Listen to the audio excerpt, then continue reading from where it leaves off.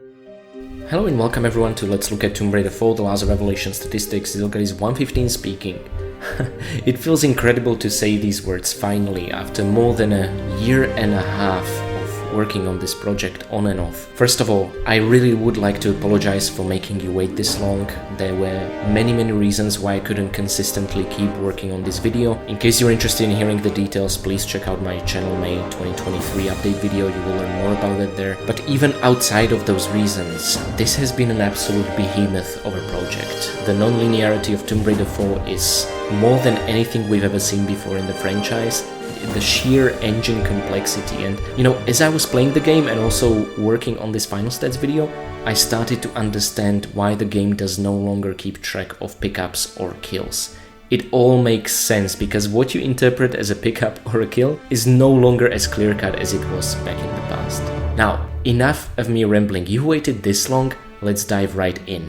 Looking at the contents, we are going to be tackling some very familiar topics, but also a new one, and I'm very excited to talk about the number of objects broken and dive into that category. But basically, this is just a very useful, handy screen I put into all my recent stats videos, so you can quickly check in your own terms and your own speed how big the game is, especially as compared to the previous entries. To really understand the extent of Lara's fourth adventure better, let's take a look at the world map. It's not gonna be quite as complex as in the previous franchise entries, simply because The Last Revelation takes place almost exclusively in Egypt, the only exception being of course Cambodia, where the first two tutorial levels, introducing us to the main game's villain, Von Croy, take place.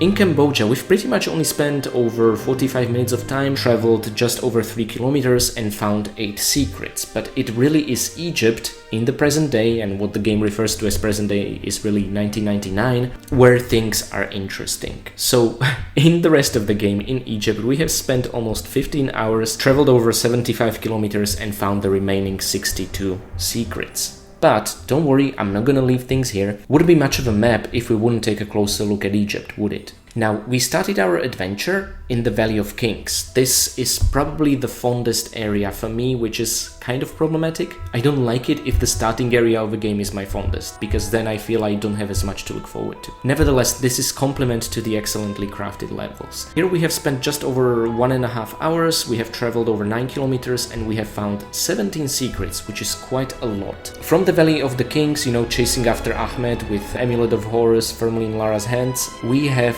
traveled to Karnak. Now, in Karnak in particular, Lara has tried to enter the Tomb of Samarkand. That's what all the levels preceding it were about. Here we have spent over 3 hours, we have traveled for 15 kilometers and we have found 18 secrets. And then, with her journey of the Desert Railroad, which by the way I'm including in the Karnak section, even though technically it takes place anywhere you imagine between Karnak and Alexandria in the north, we have finally reached Alexandria, which was vast open area of Tomb Raider 4. I think this was really the franchise's first attempt at creating a world hub with interconnected levels, which is really fascinating from a historical point of view. They haven't really implemented something like this until Tomb Raider 2013, right? Where you have hubs that are interconnected and you can explore.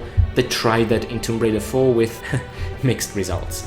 Nevertheless, as you can see, this no longer being linear ordeal, we have spent over 4.5 hours in Alexandria, traveled over 22 kilometers and found, well, actually, lower secrets count, 11. And it does get lower from here. Lara's journey then took her to Cairo to look for the ancient stone tablets of Samarkand, and here, where she ultimately re-encountered Von Croy in the Citadel, she only spent 2.5 hours, traveled 12 kilometers and found 8 secrets. Now, 8 secrets is also what she found in her final destination of her adventure in Giza. Again, we were down to 8 secrets, which basically, in both Cairo and Giza, that equals 1 secret per unique level. We have traveled for 14 kilometers and we have spent almost 3 hours here.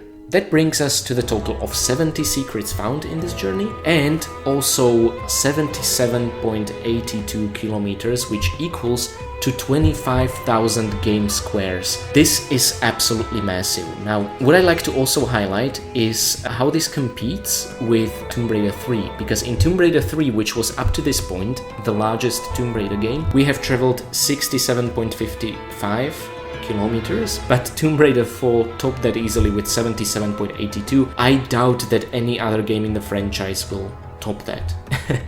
Furthermore, 70 secrets is more than the 60 out of 59 that you could find in Tomb Raider 3. So again, Tomb Raider 4 just steals the spot for that.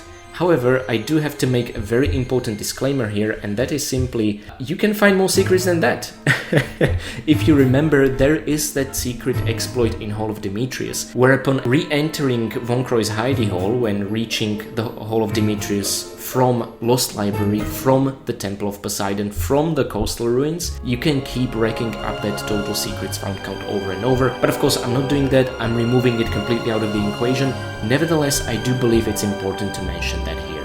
Now, I bet you cannot wait to find out how many goodies Lara found in this largest adventure yet. I'm gonna ask you for a bit of patience, but don't worry, it's gonna be a fun trip. So first of all, before I'll reveal the total number of pickups and their exact nature, I need to make a couple of disclaimers, just because things are not complicated enough as they are with Tomb Raider 4. First of all, I've been doing a let's play of the Steam or Good Old Games version of the game. Why is this relevant? I will explain shortly. There is a difference later on with the number of enemies you will encounter in your game with the PS1 version, but in terms of items, there is actually a difference between the original 1999 CD-PC release and the release that's being digitally distributed via Steam and Good Old Games platform. So my walkthrough, my let's play, has been focused on what I consider to be the most common one, and that's the Steam on Good Old Games. However, in case you are, booting up your CD, playing the original game, and you will find some inconsistencies, don't be confused. I'm gonna explain what those are. So,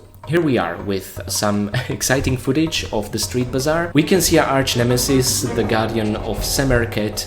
However, strangely enough, unlike in our Let's Play, we are surrounded by 3 reinforced metal crates. Now, how on earth did this happen? This is what I'm talking about. By the way, I'm not running a widescreen resolution patch for this footage, so you are again privileged to see our beloved chubby Lara here. And there are 3 reinforced metal crates which cannot be destroyed by any means other than luring the Guardian of Samarkand to break them, similar like the doors or the eye icons in the Guardian of Samarkand level. This is basically the inconsistency between the original CD release and the modern day digitally distributed version. Now, how on earth is this disclaimer relevant to the number of pickups? Well, that's simply because each of these reinforced crates in the original CD release contains a goodie. That is a box of flares, a small health pack, and a pair of Uzi clips. However, in the Steam or Good Old Games version of the game, you will not encounter these crates, but perhaps even more confusingly, although it does make me happy, you will at least encounter the box of flares on the ground. The ground that was supposed to be covered by a reinforced metal crate. Unfortunately, no such luck for the small health pack or the Uzi clips. So this is an important disclaimer. You can find some inconsistencies depending on which version of the game you play. And to further add to the complexity of this game, there is a choice you can make in the Tomb of Samarkand level, and that is to either win or lose the game of Senet, playing it against, I don't know if it's actually Samarkand or a computer or his spirit or some representation, doesn't matter. If you win, you get to cut through a large portion of the level and you get sent on a much shorter, less dangerous path, but you'll miss out on secrets and a lot of items in that case, so obviously we chose the losing path. And finally, in the following Guardian of Samarkand level, I swear everything to do with Samarkand somehow is an absolute pain for us completionists. Even in the Street Bazaar level, it's the Guardian of Samarkand bringing trouble and unpredictability. In the Guardian of Samarkand level, you have a choice in the final secret to basically pick up either a small health pack, a large health pack, or a box of normal shotgun ammunition shells. The other 2 items that you do not pick up will be set on fire, and whilst you can still technically pick them up, even if you set Lara on fire and make it to the next level, the Desert Railroad, as I have demonstrated, you will start the rest of the game on fire. The game will remember this status effect, just like it remembers poison when you transition through levels. So there really is no way to continue the game if you pick up more than one of those items. So these disclaimers out of the way, let's start with the very first pickup, and that is, we already mentioned it, the small health packs. We have found 105 small health packs in this game. Is this an insane amount or what? And especially in a game which seems to have much lower focus on combat than the previous entries. Now this is out of the 106, simply because we left the 106th small health pack in the Guardian of Samarkand level because it was set on fire on that pedestal. Instead we prioritized the box of normal shotgun shells. Again, important thing to note here, back in Cambodia, Lara does not come in unprepared. I mean, she has no binocs, no flares, she has no pistols, of course. She's, I'm not sure if 14 years old or 16 or something like that. At any rate, what she did come up with is 3 small health packs. So there was some preparation on her side, which I truly appreciate, and the cool thing is that the starting health packs actually carry over onto Egypt. So if you do not spend them in Cambodia, you can keep them for the rest of the game. Hence, I'm including them here in this statistic. They are already part of the 105 small health packs that you can legally obtain in the game. Now, keeping in mind this also affected the large health pack we left in the Guardian of Samarkand level, and also there was a large health pack in the winning path of the Tomb of Samarkand level, which we did not take because we wanted more goodies in the losing path. This brings us to the total of 73 out of 75 existing large health packs retrieved, and the number 73 already includes one we started the game with back in Cambodia. So Lara had 3 small health packs and 1 large health pack at the very beginning in her starting inventory, and I bet you just can't wait to see how much of those health packs we have used. So let me take you over to our usage screen. You'll be seeing a lot of this screen for different kinds of items and weapons later on. We have actually used 1 out of 73 obtainable large health packs and 2 out of 105 obtainable small health packs, bringing us to restoring our health bar 2 times. Now, I did say 3 out of 178 medipacks used, and by the way, health pack or medipack, even the game devs are not consistent in how they call them. In inventory it's medipacks, and over here on this screen you will see health packs. So take your pick. I prefer health packs, to be honest. It somehow just feels more substantial. But why am I showing you our statistics at the end of the final level? Well, if you take a closer look, you will see that we have used 3 health packs. So to this point, I have assumed that it means the same thing it did in Tomb Raider 3 and 2, and that is we have restored our health bar 3 times. But that is incorrect. Whereas Tomb Raider 2 and 3 would tell you if you use a small health pack that used 0.5, Tomb Raider 4 makes no such distinction between large and small health packs, which I think is just absolute sheer stupidity and laziness. So whether you use a small one or large one, it will always increase the value by 1, which is complete nonsense, seeing as how the large one is double the small one, right? So that's what very much confused me, and I realized working on this video that, hold on a sec, we actually did much better than I thought and that I had a memory and recollection of at the end of the game. So we only restored it 2 times. I guess via the old way of tracking, the number would be 2.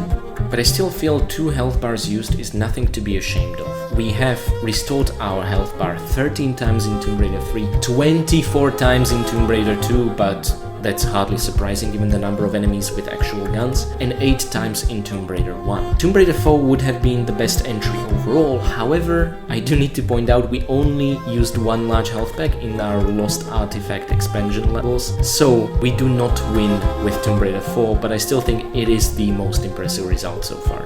On to the next supply. We are looking at the deliciously green glowing flares. We have found 27 of these. Each box of flares yields 12 flares, which, if I'm not mistaken, is more than the 8 in Tomb Raider 3, which was already more than the 6 in Tomb Raider 2. But again, keeping with the tradition of weird starting inventory, we start the game, well, not really. In Cambodia we have no flares, which actually I don't understand why. I'm pretty sure small Lara could use flares and throw them and would be a good tutorial opportunity on how to use them. Anyway, we have started with 3 flares, as in 3 individual flares in our inventory, rather than at least 12, which would be the equivalent of 1 pickup. I have no idea why. So this is maybe complicated thing somewhat, but nevertheless, what this means is that there are 327 flares available in total in the game, out of which we used 31%, basically 101. The reason really is that not only do I love their green glow, but I am the kind of player who explores every nook and cranny. I like to explore every single pit to see if there's a pickup or a secret. Plus, in my Let's Play videos, I try to enjoy the atmosphere, talk about the environmental details and that sort of thing. What I'm trying to say is that I think your normal usage would be much lower than mine was in my Let's Play. But, you know, I could be wrong. I, on the other hand, might be an experienced player, and a first-time player might actually end up spending more flares, but the good news is there are so many flares to waste. Now, for a different source of light, there are 9 torches to be found. Now, I think if the game would keep track of pickups or items found, it would not count torches, because Lara does not put them in her inventory, she holds them, right? And then you can throw them or let go of them, but you never really put them in your inventory. Nevertheless, these are very valuable or sometimes actually quite useless tools, and I'm counting them. I'm totally counting them in the total number of pickups, and we have encountered 9 of these. And before I'll start tackling different items, first of all, let's go to what you've been all waiting for, the weapons. With pistols, it's very straightforward. We have never found them as a pickup, unlike in the previous games. The levels without pistols, the infamous ones, were really the tutorial levels in Cambodia. So they do not count as a pickup, and there is no such thing as pistols ammunition, with the exception of nice 3D object they put in your inventory to show you that you have unlimited pistols ammo. It was unnecessary, but I really appreciate the detail. They kept the same consistent standards as with other weapons. And we have fired 3,469 bullets. But I think you're more interested in weapons with actual limited ammunition. Now, if you're a PC player, you are familiar with hotkeys, right? And pressing different hotkeys, you can summon a different weapon. So the first hotkey, number 1, was pistols. 2 is shotgun. We have found actually 9 shotguns in the entire game. It feels like they were all over the place, and each shotgun came preloaded with 6 normal shotgun shells. So altogether this yielded 54 normal shotgun shells. And just to maybe give you a sense of how generous the game was with its number of shotgun shells, we have found 75 out of 76. And guess where we missed the 76th one? Well, we didn't miss it, it was not obtainable. There was again the Tomb of Semerkhet winning path. Since we took the losing path, there exists one additional box of normal shotgun shells somewhere in the game, but it's simply not obtainable, which is a fair trade because then you would miss those in the losing path. Now, in the Guardian of Semerkhet level, as shown on this very slide, I decided to pick those shotgun shells rather than picking up a large, or I mean, who would pick the small health pack, right? I do find ammunition in general a more interesting pickup than health packs, plus we barely use them as shown before. So just to keep in mind, if you decide to take the large health pack, your overall numbers will vary. And finally, let's take a look at the white shot shells. There were 48 of them. Again, they yield 6 shotgun shells per box, just like the normal ammo does, just like picking up the shotgun shells does. So the quantity is consistent. We found 48 of these, so it's a more rare ammunition, but as I explained in my Let's Play many times, I find white shot ammunition to be really useless. It's not better at hitting skeletons, it's not better at targeting specific body parts, and it's definitely not better at dealing damage, as we've established. Come to think of it, there is one application for white shots I never really thought about, and that is shooting bats from the sky, since Lara has trouble with her pistols. Maybe that's where white shot shotgun ammunition could shine, especially since there are so many bats in the game. But we'll get to that later. Let's take a look at this insane amount of shotgun shells. I mean, compare it to any other previous entry in the franchise. We have fired 440 shotgun shells out of 792. Shotgun was our most used weapon, and even then, we've only fired 56% of its available ammunition. You have 504 normal shots available and 288 white shots, and you can see the usage down below. This is absolutely insane. I did not actually even bother with no pistols challenge, as you might have noticed in Tomb Raider 4, simply due to the fact that it became very clear there's gonna be almost infinite number of shotgun ammunition, and I was right. I mean, we were using it all the time, and look, we just barely made it over half of the available stock. Okay, on to way more exciting Uzi that I feel didn't get as much love from me in this game as in the previous ones, simply because the ammunition felt really rare and scarce. It was the Uzis. Now, we have actually found Uzis 6 times in the game as a pick-upable weapon. The confusing thing is that Lara always encounters one Uzi, your inventory says one Uzi, but then Lara just surprises everyone and draws both of them from her holsters. I like how Tomb Raider 1, 2 and 3 did it. You would actually encounter a pair of Uzis, not just one Uzi. It maybe would have been cool to find one Uzi, then find a second one, and then combine them into a dual-wieldable weapon, and maybe its initial single-wield weapon would be weaker but spend ammunition more slowly. I mean, with the key item combining mechanic, the game really just begs for this. Unfortunately, we did not get anything like that. Now, unlike in previous games where I believe the yield for pickup of Uzi clips was, please help me remember if it was 80 or 60, in Tomb Raider 4 it's only 30, right? So even if we keep encountering those Uzi pickups, the ammunition yield isn't that high, but the ammunition consumption is just as high as ever. So, talking about the ammunition yield, we have again found 60 out of 61 Uzi clips, and guess where that one Uzi clip is and why we were not able to obtain it? Well, of course I'm talking about the Tomb of Semerkhet winning path. So, each yields 30 bullets, which brings us to the total of 1980 bullets being available in the entire game, out of which we spent 1202 bullets, actually bringing us to 61% usage, which is very decent. See, we barely used Uzis, but we already spent majority of its ammunition. It's not a very Uzi-friendly game, Tomb Raider 4. Okay, on to number 4, everyone's absolute favorite, the revolver. We have found revolver, compared to other weapons, only 3 times. Each cylinder, quite correctly, contains 6 bullets. So, picking it up 3 times yielded 18 shots. And the actual boxes, each box holds, again, 1 cylinder with 6 bullets. We have found it 18 times. So, actually, given its low rate of fire, the amount of ammunition is quite generous. There are 126 bullets available in the entire game, out of which we used 86. However, do keep in mind, we wasted 36 shots just to demonstrate that you can juggle Seth around, and me being frustrated from the poor quality of the final boss fight. So, it would bring down our consumption to 50 if I wouldn't fool around with that, but to be honest, where's the fun in that? Therefore, we used 68%, but the point is, again, there is a lot of revolver ammunition to go around for everyone. Now, on to number 5. Surprisingly, grenade gun, or grenade launcher, however you prefer to call it, is not the most powerful weapon in the game. We have found grenade launcher 6 times, this beautiful street sweeper. Again, I recommend just going crazy with it on all sorts of skeletons and undead you encounter. You don't need to be stingy, for one simple reason that's shown there on the top of the screen, and that's plus 60 normal grenades. Yes, for picking up a grenade launcher, you get 10 normal grenades. You know what's really surprising? It's the fact that if you pick up an ammo for the grenade launcher, you only get 4 grenades. You don't get 10. So grenade launcher is really the one and only weapon which breaks the rule, where you would automatically be awarded ammunition that's equivalent to 1 ammo pickup. Grenade launcher does things differently. It doesn't give you 4, it doesn't give you double, it doesn't give you 8, it gives you 10 normal grenades. Normal, not the other types. At any rate, on top of the 60 you get by finding all the grenade launchers, you also are able to find 7 boxes, 4 grenades each of normal grenades, then its upgrade counterpart, the super grenades, which are only different in the fact that each of those grenades then clusters into 3 sub-grenades. As far as I'm aware, each dealing equal amount of damage as a full grenade. However, the way they're gonna cluster and break out is always unpredictable, and you can probably remember in my LP I had a couple of really embarrassing unsuccessful attempts trying to demonstrate something that turned out really well when I was not recording, of course.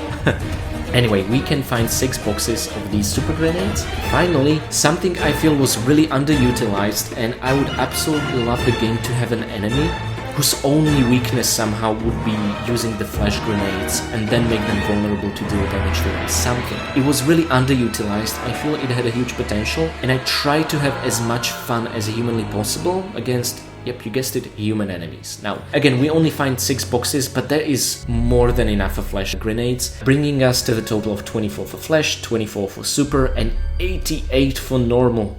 Can you imagine 88 grenades for the grenade gun in Tomb Raider 3? I cannot. So all these grenades combined make for 136 grenades, out of which we used 62. That brings our grenade gun usage to 46%, so just under a half.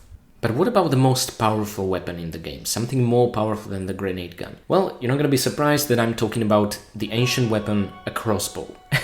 And all because of its explosive ammunition. So, crossbow feels like, I think technically an essential tool to be able to continue the game, right? You do have to somehow hit all those crossbow targets in the Egyptian Exhibition Museum in Alexandria. Now, we encounter this beautiful weapon 3 times in the game only. I mean, compare that to 9 times the shotgun, right? But each time you pick it up, it comes preloaded with 10 normal crossbow bolts, so finding it all 3 times will reward you with 30, on top of the 190 we find scattered across the game. And no, we cannot make it to 100 simply because one of these pickups is actually, again, in the Tomb of Samarkand winning path and therefore unobtainable. And right opposite of this pickup is yet another crossbow bolt pickup, but we'll get to that shortly. Nevertheless, 190 is a lot of crossbow bolts, and they made sure that you will have plenty in the game. The reason is simple, it has many applications, especially if you find the laser side attachment. You are able to blow off skeletons' hands, potentially their shields, hit all sorts of out-of-the-way targets. They basically made sure you always have a ton of crossbow bolts available on you. But more interested in that are the poison ones. Now, we have only found 10 out of 11 of these, and I'll let you take a wild guess why.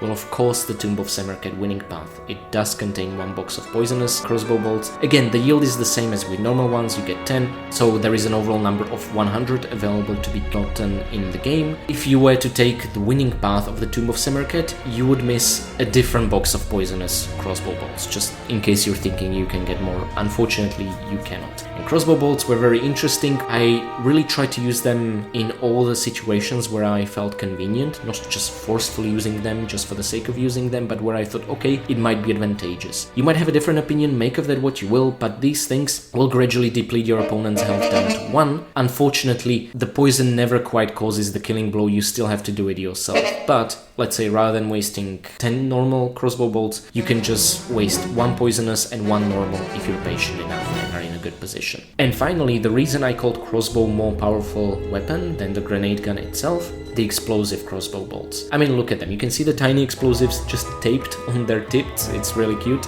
Yeah, it's a nice, well, not a throwback. I feel more like Tomb Raider 2013 is a nice throwback to Tomb Raider 4 in this regard again, because there you can also use explosive arrows, which look very similar, really, with small explosives attached to them. And we have found all 14 of these. I actually originally used to think that one of the unobtainable items in the Tomb of Samarkand winning path is a box of explosive arrows, but as it turns out, they're just the normal ones. So you can get all the explosive arrows in the game if you take the losing path in the Tomb of Samarkand, meaning that there's 140 available explosive arrows, making this the most generous explosive payload in any Tomb Raider game so far. This is great. I mean, that's more than there even exist super and normal grenades for the grenade gun, plus the added benefit that they fly in a straight line, and the crossbow has a much faster rate of fire than the grenade gun ever will. So an explosive arrow is superior to a normal grenade in every way. Only the super grenades, if you want to rely that they'll cluster accordingly, can be better than firing a constant stream of explosive arrows, but even then I would say go for the explosive arrows. This made the grenade gun largely an obsolete weapon, and they were so generous giving us these early on in Alexandria that actually you can go through the game and blast every single skeleton to smithereens.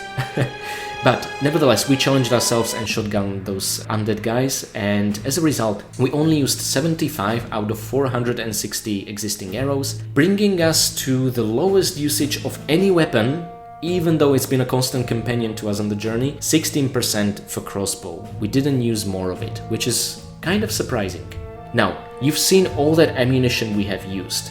Altogether, that amounts to 5,334 shots fired. However, this is another area where the Tomb Raider 4 disappoints, and that is, we don't know how many of these shots fired actually hit their target. The game statistics do not tell you, and I'm sorry, I'm not gonna go manually track 5,334 shots and make a ton of mistakes, right? So unfortunately, for the first time in the franchise, I am not, well, since Tomb Raider 2, because Tomb Raider 1 and Lost Artifact expansions weren't tracking these either, I am not able to tell you how we did accuracy-wise. But if the number of bets that Lara fails to hit with her pistols is any hint, I would make a wild guess that our accuracy was actually terrible, and it's been a point that I've been complaining about constantly as playing the game. So unfortunately, we do not know what our accuracy was. What I am at least able to tell you is that we have fired less shots than we did in Tomb Raider 3. There we fired 6,079, but nothing, and I repeat nothing, will probably take precedence over the bloodthirsty Tomb Raider 2, where we have fired 12,656 shots. So in this regard again, Tomb Raider 4 is rather unremarkable. But our revolver and our crossbow just wouldn't be the same without laser sights. Now, I have explained this in my walkthrough, but interestingly enough, even though you get to pick it up twice, you unfortunately will find that you still only possess one laser sight in your inventory, no matter if you had it not attached to anything or attached to crossbow or attached to revolver as you were picking up the second one in the City of the Dead. I don't know why they did this like this. It would be great to have it attached to both revolver and the crossbow without having to constantly constantly separate and combine them all over again. On the other hand, we can be glad that they at least included such a cool weapon upgrade. So I'm still counting picking up 2 laser sights as 2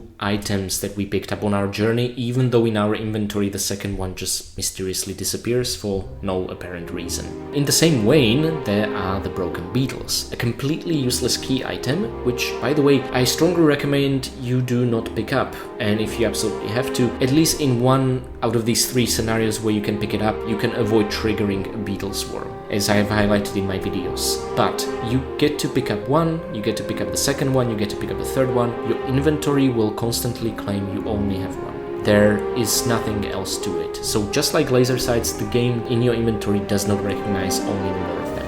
Furthermore, there is the mystery of the golden skulls. This is the only secret of its kind. When you pick it up, you get triggered a secret. We had this in Tomb Raider 2 and the Golden Mask expansion, and I'm a big fan of this. However, I do not like it in Tomb Raider 4. Why? Because it sets a precedence. It teaches the player in the tutorial level that the 70 secrets in the game will consist of you finding secret items, a golden skull or something else. However, it's used in the tutorial level and then nowhere else in the game, and then secrets are back to the Tomb Raider 1 and 3 system where you just need to step on a certain tile. Which is, I mean, why would you teach players this, just then change it completely? I do not understand. And they never really mixed and matched this. It could be a combination of secrets that you enter, could be a combination of secrets that only get triggered upon you picking up an item. No, they never did this again. It is an absolute mystery. Nevertheless, I'm counting the 8 golden skulls as a pickup. Now, improving upon the way the crowbar was handled in Tomb Raider 3. Tomb Raider 4's crowbar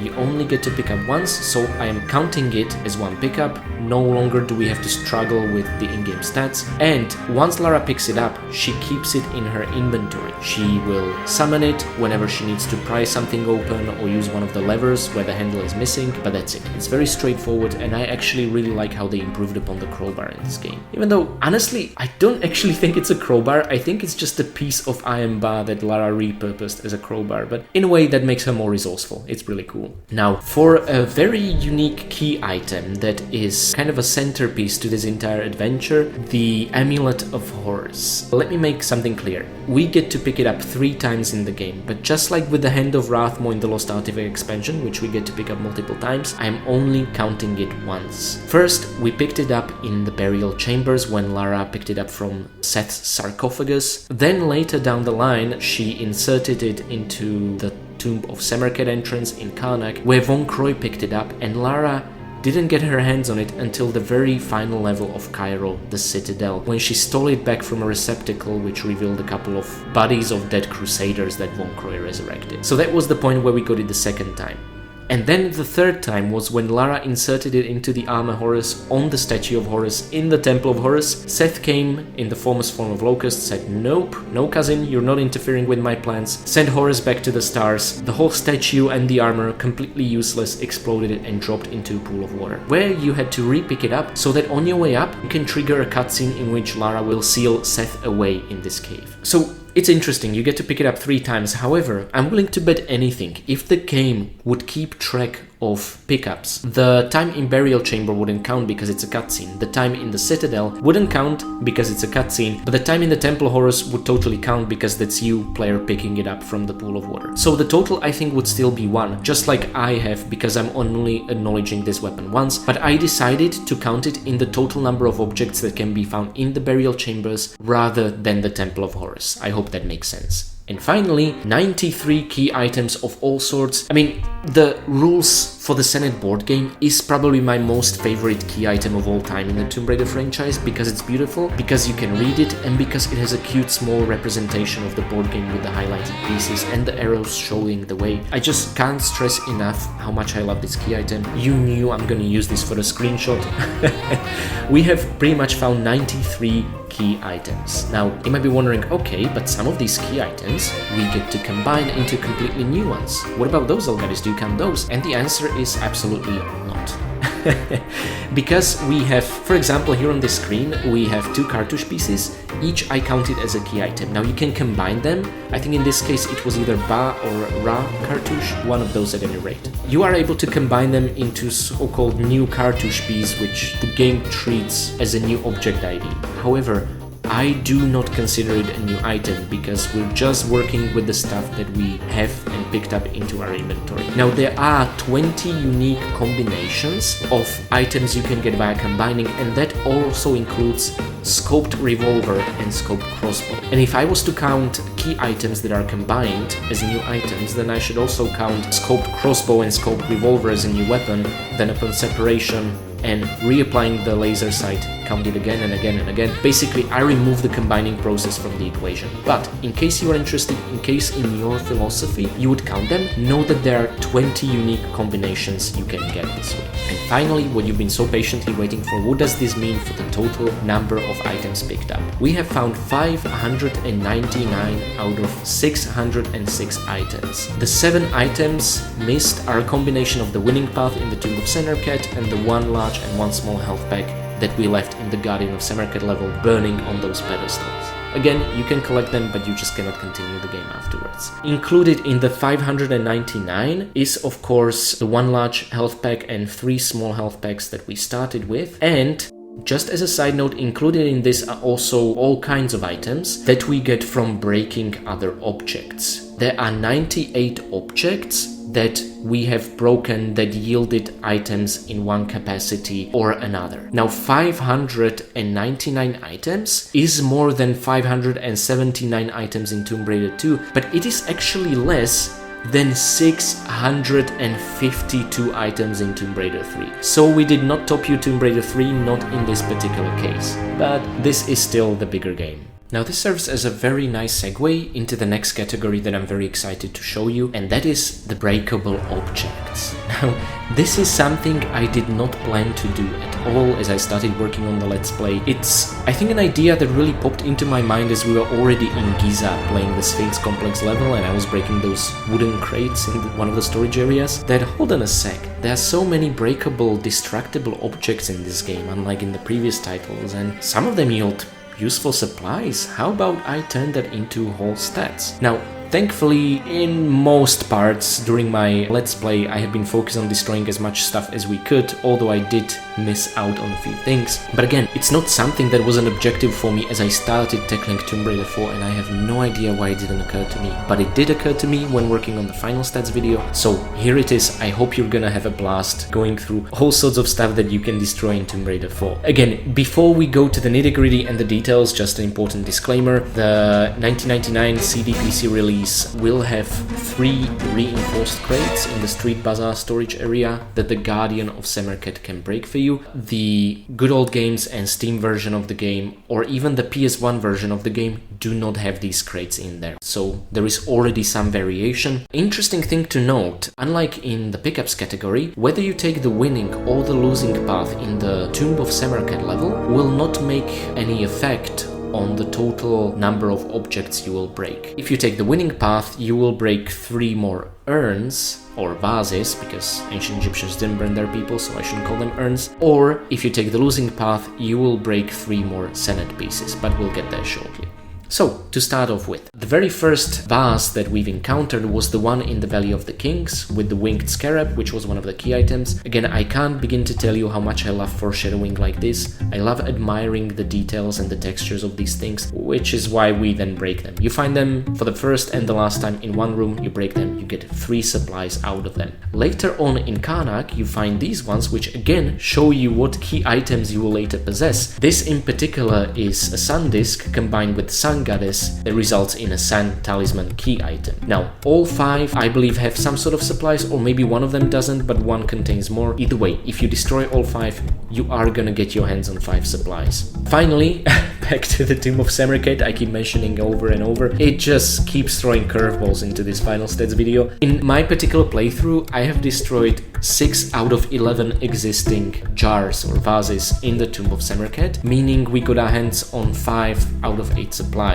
Now, you get to increase this number somewhat to 9 out of 11 if you take the winning path. There are still gonna be 2 vases with 2 supplies you're gonna miss in the losing path. However, don't be sad, because breaking apart Semerket Senate pieces to get our hands on the cartouche pieces more than makes up for it in the losing path. It's so much fun, and I can't believe to tell you how much I love the idea that Lara just is a sore loser. And rather than, just rage quitting and flipping over the table with board game, she finds Semerket's pieces and she breaks them with huge hammers to get her hands on the key items. There's something just so that it screams Lara to me. I absolutely love this. So whether you take the winning or losing path, you're gonna end up breaking 9 out of 11 breakable objects in Tomb of Semerket. Now, more containers, because they're exciting. They contain supplies. In Alexandria, in the Catacombs and the Temple of Poseidon levels, we had quite the variety of breakable jars. So in this particular place, next to one of the Poseidon statues, we actually see 3 different kinds, which I find absolutely fascinating and I want to show you. So there are the small orange ones all the way in the back.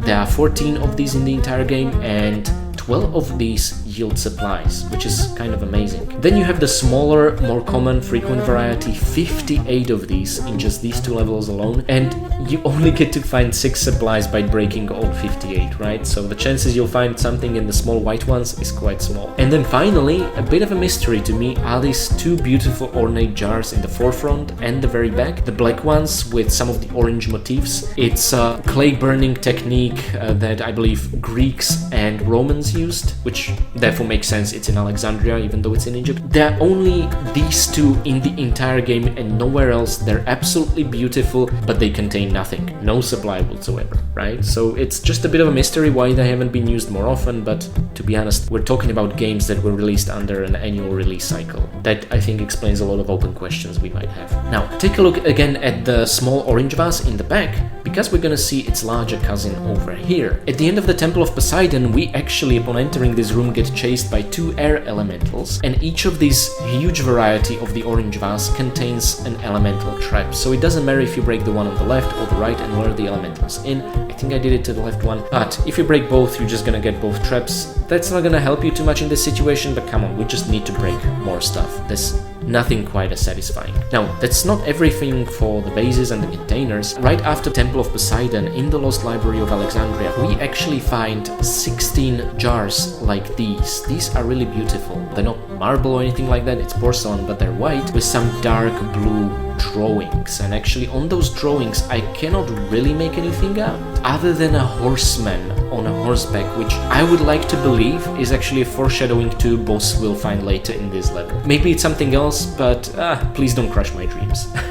Out of 16 jars like these, we actually get our hands on 13 supplies, so again, very generous. And I intentionally wanted to also capture and show you on this screenshot the huge variety on the right. These do not contain anything and they are indestructible. They cannot be destroyed with pistols, fire, or explosives or anything like that. But they are there, but I did not count them because they are not breakable objects. Now, we actually encountered these already on Von Croy's train bound to Alexandria from Karnak, but we have encountered 32 wooden crates, and these have actually contained 16 supplies, 2 key items. I believe it was a wooden stick and a shovel, which we combine into a proper shovel, and 6 weapons. Can you believe it? 6 weapons inside these crates, and I believe all these 6 weapons inside these wooden crates are actually part of the most generous secret in Khufu's Queen's Pyramids at the end of Giza, where you need a key item from a god you will rescue. Anyway, there are 32 of these, with overall 23 items. Then there are these beautiful ornate wooden chests, ancient Egyptian stuff. 19 of these, 23 supplies. Pharaoh's Temple of Isis has most of them, Cleopatra's Palaces also have some, but they are just incredibly generous, especially as it pertains to shotgun ammunition. Now, they have a more modern metal variety. There are only 2 chests of this kind, I believe, in this very same room.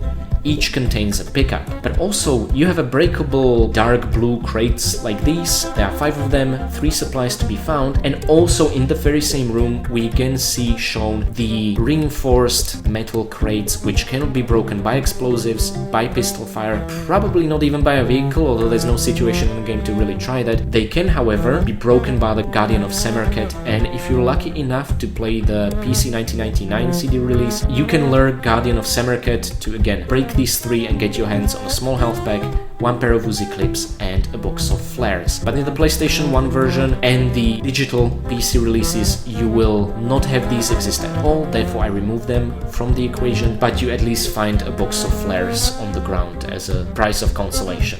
Now, we are still not done with containers. Here we have a pair of particularly interesting ones. So, first of all, we have a swinging pendulum, which contains not items, but 2 enemies. It's the only instance like this in the entire game where a container or a breakable object would contain enemies. That's these 2 ice elementals. Upon breaking the pendulum, we're absolutely counting it. Now, why am I not counting the swarm of locusts as the 3rd enemy to find in a breakable jar? So first of all, the jar containing them we're counting as a breakable object, but I think I explained this when playing Cairo. I am not counting swarms of locusts as enemies for one simple reason: they are temporary hazard. Unlike the swarms of beetles, they have no permanence. That's why, simply put, and I'll talk a bit more about this as we go into the kills category. Now, furthermore, there are other ways to break stuff. When using the mine detonator with the weapon codes and the frequency and everything combined, Lara will blow up 12 mines placed on 12 square tiles to be able to clear a path and move forward and not get herself killed. They, by the way, make the same sound as any breakable vase or jar or any crate, so I'm considering these are breakable objects. They make the same animation as well. Very satisfying. And funnily enough, we are staring at a pair of minefield barriers, which we destroyed 2 out of 7. Now, I don't believe all 7 are possible to be destroyed, because simply where you trigger the mines, you also have these, but you have no vehicle to get there. Pistols fire cannot destroy these, explosives cannot destroy these, only a vehicle can. And I guess in order to really destroy all the possible ones, we would have to, with the bike, make our way back to the chambers of Tulun and the trenches again, just to revisit this slope. But I didn't do that, and to be honest, it made for a better let's play. Anyway, we destroyed 2 out of 7 existing in the game. Then there are these roadblocks, these cross roadblocks over here that we also destroyed with bike. Pistols fire works just as fine. They are only located in this instance, and their function is really to highlight that there is a breakable concrete floor underneath that you can break. Again, only with your vehicle, just like the concrete wall when you re-emerge from that pit. So we're absolutely counting this as breakables. Now, another vehicular object breaking is with our trusty Jeep back in KV5. So there are a couple of scaffoldings on top of which Von Croy's mercenaries are standing and shooting upon Lara. If you break them, trapdoors under their feet will fall and they will drop down and take falling damage, which is always instantaneously ends up killing them. It's a lot of fun to break all of these. There are 14 in the entire game. A different kind of scaffold, however, we encounter when luring the indestructible undead crusaders resurrected by Von Croy, or technically by Seth. You need to lure them to make a slash with their sword to destroy 2 types of wooden scaffolding. There are 2 in the game, you only need to do it to 1, and that's what I did in my LP, probably saving up a lot of health in the process. However, if I was to start making this let's play already with the objective in mind that we're gonna destroy all of them, I would totally lure them to the other scaffolding. It's completely worthless, but it would be an extra challenge. So yeah, we missed one of these. Now, back to Guardian of Samarkand. This beast will keep haunting my dreams forever. So, there are a couple of doors in the Guardian of Samarkand level, 6 of them, and only 2 of these can be broken by the Guardian of Samarkand. If you remember, walking down a certain hallway, the Guardian will actually keep hitting the other 4, but he'll never quite break them. They'll just shake, they'll make a sound, but they are not broken. Only 2 out of these 6 doors are by this wonderful beast, and 3 out of all 3 eye icons are broken. I actually find something immensely satisfying about the bull breaking these eyes. Come to think of it, he has the same eyes as are depicted on those tiles. That's really interesting. Anyway, we learned him to destroy all 3. Cannot be destroyed any other way. Then, Lara often takes matters into her own hands, not relying upon vehicles or enemies to destroy objects for her, and there are basically different sorts of obstacles in her way. There's this ventilation grid in Cairo, there are 2 no-entry barriers, I believe both encountered in coastal ruins before the Egyptian adventure exhibition. Then, later in Giza, in Mastaba's level, we found 7 danger roadblocks that, again, you're just easily able to break with your pistols. But one that was not as easy to break was a metal one with some police or construction tape across it. For some reason, Lara could not jump over it, crawl through it, or somehow break the tape. Whatever, let's just roll with it. We had to get really creative and lower the other metal point so that the bridge itself would be the highest point for lightning to hit and therefore clear a path for us. There was no other way. Now, interestingly enough, there is also an entire helicopter that Lara can destroy. I mean, this is really cool. In order to destroy the helicopter, you can't destroy it via conventional means, but the explosive barrel next to it, I assume it's a refuel fueling barrel. If you hit that, the entire helicopter and the barrel will explode, so I'm definitely counting these both. Interestingly enough, this is kind of the intended method for you to destroy the two turrets that would be perched on the roof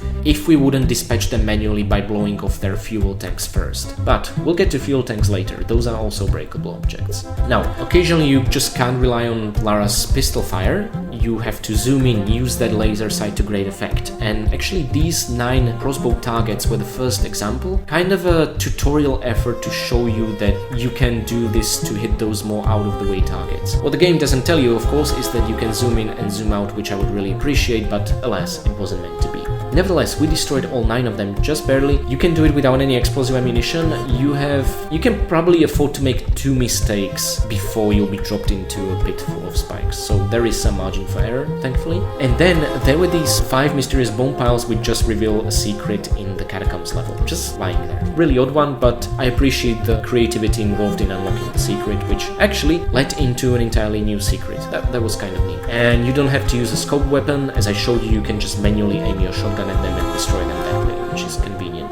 Then, further on, there was a balcony in Cairo. We didn't really destroy it per se, we destroyed a support holding it so that it would actually lower down and show us the hint to the most primitive puzzle in the entire franchise, and also making it more difficult to actually get ourselves into a secret right next to it. So I do not recommend doing this, you don't need to hit, just press all levers, the puzzle is solved, and do not lower it, because if you lower it, getting into the secret next to it is therefore more difficult, but still possible, as demonstrated in my video. Then what you absolutely need to do is destroy this shimmying obstacle, because to find out that it's there when you're already shimmying, it must be one of the most infuriating feelings ever, and just having to backtrack over and over. And then inside Menkara's pyramid there was this amazing star which triggered a mechanism and not unlocked the gate but lowered one of the stone pillars to show a path further. I think this is really cool because the camera angle draws your attention to it. There's just something so satisfying about shooting it. I don't know, my first instinct literally would be to shoot it. Let me know if you had trouble figuring this out or if you find it as natural as I do. But if I see something beautiful, I kind of just want to destroy it in Tomb Raider games, and especially in Tomb Raider 4. Then we actually had to shoot off a padlock, otherwise we would not be able to continue. This was a bit tricky, the hitbox again is not what you would imagine, but we managed in the end after wasting like 10 crossbow bolts. And there is another padlock we've broken, not via shooting but by using a car jack. By applying enough pressure, Lara managed to break it free and get to the metal bridge, which we took a look at a while ago. Then I imagine that these items were really meant for scoped explosive arrow or revolver destruction, but we found a way to do it with pistols only by jumping and aiming manually, and we destroyed 22 of these gens inside 22 lions' mouths. In order to continue through the supremely annoying Mastabas level, you don't need to destroy all of them, but of course I challenge myself to do that because of immense satisfaction. Now, don't worry, there are probably even bigger feats of destruction Lara caused than blowing up a helicopter in Cairo. We actually climbed up to the top of the Hall of Apostles and shot down a boulder, breaking away tiles underneath it, which somehow was the correct way to go to find a hidden obelisk with the sun disk. I have no idea why this is the case. Anyway, it was an enjoyable rampage, and actually from this camera angle you can see that the boulder is there twice. It's a bit of illusion, a trick the devs used. The boulder down there underneath the breakaway tiles was there all along, but it's supposed to be the one you shoot from it, which is gonna fade into it once it reaches down. Just an interesting trickery used like that. And then this is what it leads to. That's the obelisk glass top, which by triggering all line mechanisms you will end up shattering the glass. Again, the wonderful breakable object sound effect takes place and you'll be able to pick up your sun disk. So this obelisk top is another one of those objects we can destroy.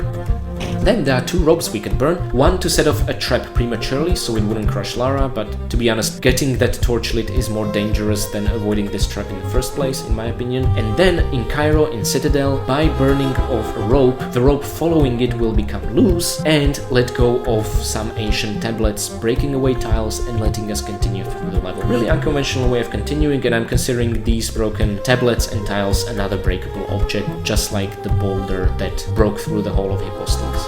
Okay, and finally, this feels very earned because I challenged myself to do it. In Underneath the Sphinx level, we actually wanted to set off 7 breakaway tiles. Only one of them is safe, leading to a secret. The remaining 6 will lead to your death unless you're quick enough and approaching them from the correct angle. It actually is more difficult than it looks in that video, believe me. Now, the breakaway tiles weren't really the only thing that we broke through. We also burned through a wooden floor in the Lost Library using a torch. And probably the most majestic way of breaking a floor apart was entering 4 wind shaft keys into the top of the Great Pyramid of Giza, summoning the Light of Horus, which broke through multiple stories and levels of the pyramid into its temple hidden in its deep bowels. This had the effect of breaking through the stone altar in a mid-chamber in it, which I'm totally counting. I mean, look at the smoldering pieces of rubble.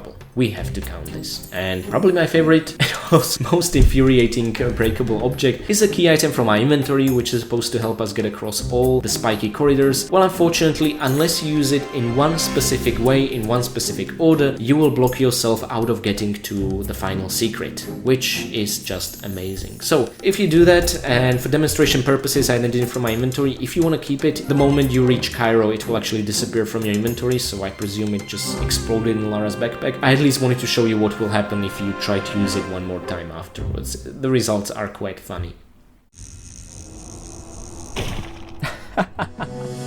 Now, I bet you were not expecting this, and to be honest, neither was I, and it's absolutely gonna mess up our totals count.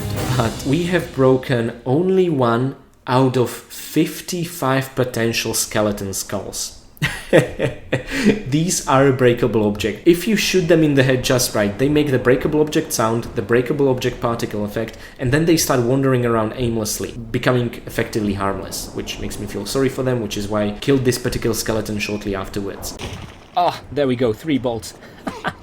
And now our skeleton friend literally lost his head. But the best way to deal with skeletons is to knock them down. It would be an interesting challenge to try and break apart every single one of the 55 skeleton heads in the game, wouldn't it? Now, it's not an objective I had in mind, and thank goodness for that. I can't imagine how tedious the LP would be if I tried to do that. Maybe with good enough video editing, it could be quite a lot of fun to watch. But yeah, it's an interesting challenge. If anyone out there is looking for creative Tomb Raider challenges to tackle, this is one of them. But this is definitely not the hardest, because the breakable body parts just continue. I did not actually managed to demonstrate this in our Let's Play, but in a couple of instances when I was practicing for these videos, I managed to pull it off. You can blow apart skeleton shields. Now I have no idea how. Sometimes they go into this defensive stance, and I think this is when their shields are actually indestructible. But at other times when they lower their guard, which is more often than not, if you hit them specifically in the left arm, their left arm along with the shield will be broken. So again, 55 skeletons means there are 55 shields to break. We didn't manage to do it a single time, but again, that wasn't really our objective, but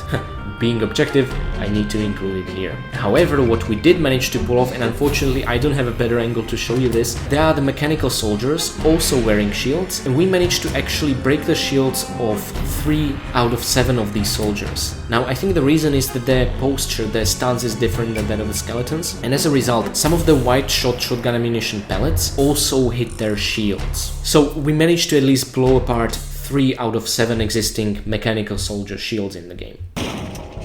Okay, shield is down. That can only help. Right? Right? Right? I've been so generous with you, bitch. You might remember that you need to hit the soldiers' mechanical hearts, the sort of turquoise gems that they have in their chest, to kill them. Upon dealing enough damage, they die. However, I do not consider these breakable objects, because upon killing them by shooting them in their heart, they do not make the breakable sound. They also just die with the gem still being intact. The only exception is this one soldier who drops the gem. But these are not breakables, these are the only vulnerable spots on the bodies of the soldiers to deal damage. But you do not kill them by breaking an object, you kill them by dealing damage into that target area. With a direct contrast with that are the fuel tanks at the backs of the turrets. We have actually destroyed all 7 of these to blow apart 7 turrets. Now the interesting thing here is that Lara cannot inflict pistol or explosives damage to the turrets themselves. They are invincible. They will shoot her from the distance with a minigun, or they'll burn her alive with a flamethrower if she gets too close. However, their weak spot is the fuel tank, and upon destroying the fuel tank, just like you would skeleton's hand or a skeleton's shield, rather than just losing it and carrying carrying on, they will actually then subsequently explode with a small delay in time. The game registers that you broke the fuel tank as a breakable object, and then the turret explodes. And something tells me if the game would keep track of kills on its own, it would not count these turrets, because the explosion is not the result of Lara dealing damage, just as an interesting footnote. Now, finally, when it comes to breakable objects, there is Golden Lara. And for the longest time I thought, okay, she's just another object that we should probably just try to preserve our own health and make it through the level, right? And keep her safe from the flying golden Vraeses trying to kill her and by extension kill us. However, Lara is aiming at Golden Lara. And Golden Lara casts a shadow just like Lara does. You know what this means. Golden Lara is an enemy, not a breakable object. Now this topic we'll revisit shortly in the kill section.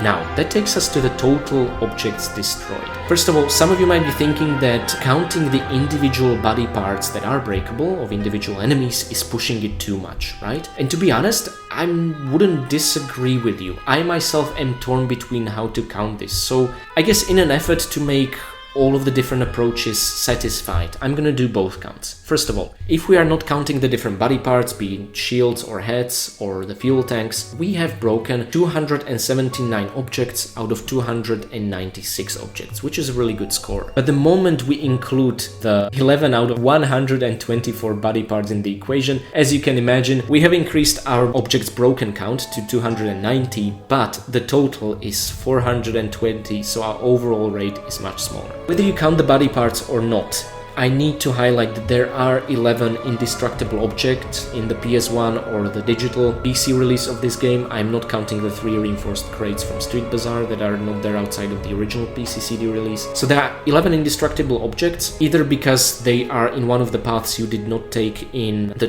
Tomb of Semerkhet, or because they are in places that cannot be reached by the Guardian of Semerkhet, like some reinforced crates that made it to the game. Simply put, there are 11 you'll never be able to destroy, even if you would challenge yourself to tackle all the breakables in this game. And finally, I need to highlight this is to my great shame, even ignoring the body parts, there are 6 objects that I have missed to break simply because this was not my area of focus. These include, for example, the minefield barriers, which we didn't destroy all with the vehicle, and also one of the scaffoldings that we didn't lead the Crusaders to destroy. This is the cost of me not having this objective in mind since the very beginning, but nevertheless, tackling it ad hoc, I hope this was fun and interesting to you. And it kind of makes me wish that we would keep track of this back in Tomb Raider 1 with all the breakaway tiles, or the glass windows in Tomb Raider 2 that you could shoot through, right? That could be a cute small statistic, but at no point before Tomb Raider 4 did breakable objects ever play such a prominent role as in the last revelation, so here they are.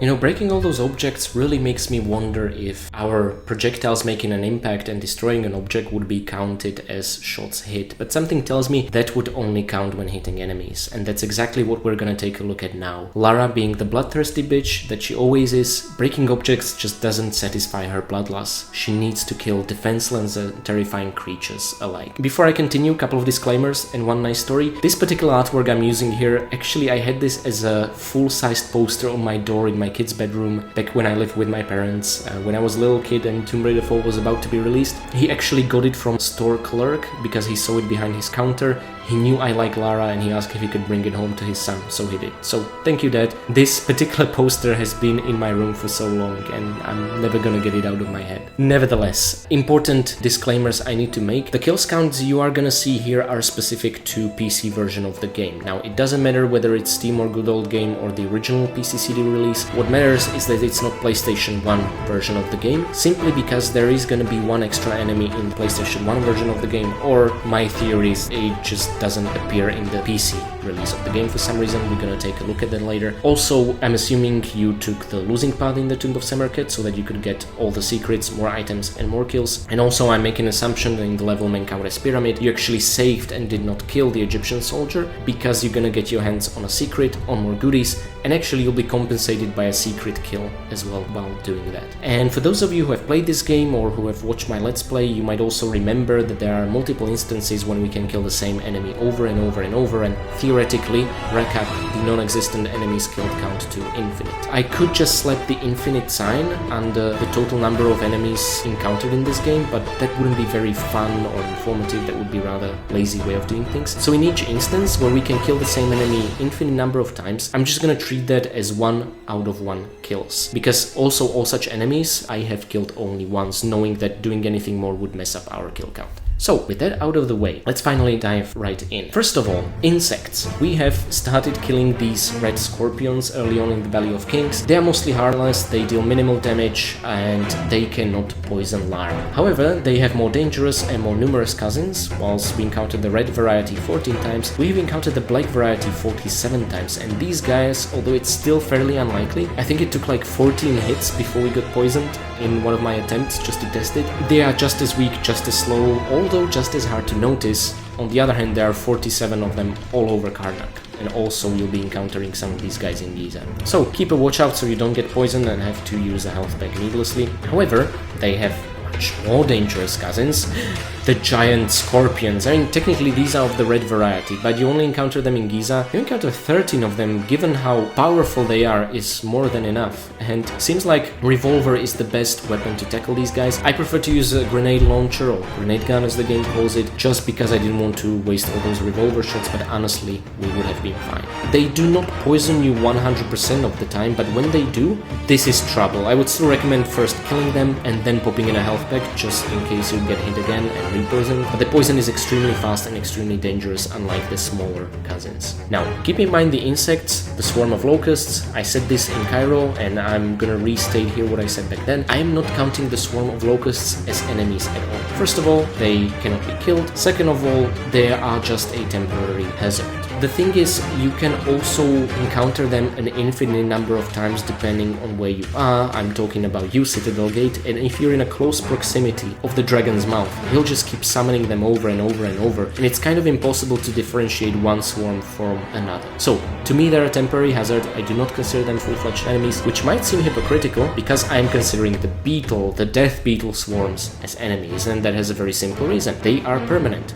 A swarm, once it spawns, stays in the level, doesn't disappear, and chases you relentlessly. It's up to you to leave that level or to trap them in a pit deep enough, whether it has water, whether there's a torch lit, there's fire, or whether it's just empty. Nothing can kill these guys. You just need to get them out of the way. So, quite naturally, we have killed 0 out of 29, but I am considering these guys, because of their permanence, as unkillable enemies in the game. Plus, it's really important to know how many of these you have to encounter. Now, the larger cousins are these flying scarabs or beetles, corrupted by Seth somehow, gold-plated, and just absolutely evil-looking. I don't think it's a coincidence we encounter these guys 29 times either. It's almost like each one of these is somehow a leader of the swarm in my mind. I don't know, it's a cool idea. But they're much less of a threat than the entire swarm of the small ones. You can actually blast them away with your shotgun. To be honest, that would be so cool if you could do that to the beetle swarms, but alas, that doesn't work. Now, on to larger animals, although not necessarily more harmful. There are these boars we encountered in Cambodia, 6 of them to be more precise, and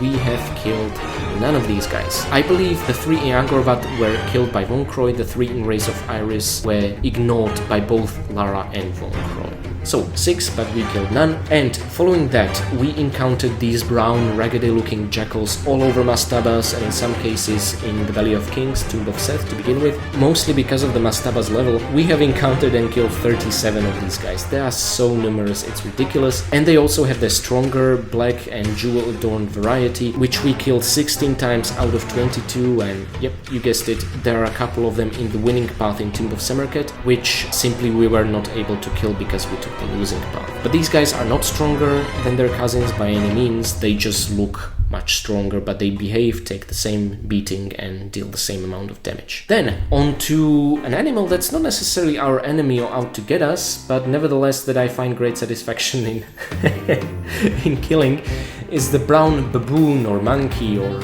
whatever type of animal it is. You will summon it by using one of the statues, and basically if you do not kill it and just let it go about its business, it will pull a lever that will help you to continue on with the level. You can keep resummoning it over and over by approaching the levers from the opposite sides and just re-triggering them, but there's no point to that, right? But as any enemy that's in the game infinite number of times, I have killed this baboon only once. Then there's the black baboon or monkey that comes right at you. The moment you summon it, it wants to strangle Lara's neck or beat her to a bloody pulp, so don't feel bad about killing this one. And just like the brown one, you can keep resummoning over and over and rack up that imaginary kill count. Then my favorite is the invisible monkey. I mean, I could have, I guess, taken an empty screenshot, put a circle there and ask you, please believe me it's there. But it is there, you can even see Lara aiming at it. And again, you can keep killing this invisible monkey infinite number of times, we did it only once. Now onto more of an amphibians. We have encountered 14 crocodiles across Karnak and Giza. Not much to say about here, 2 shotgun blasts, just take care of them. And then they're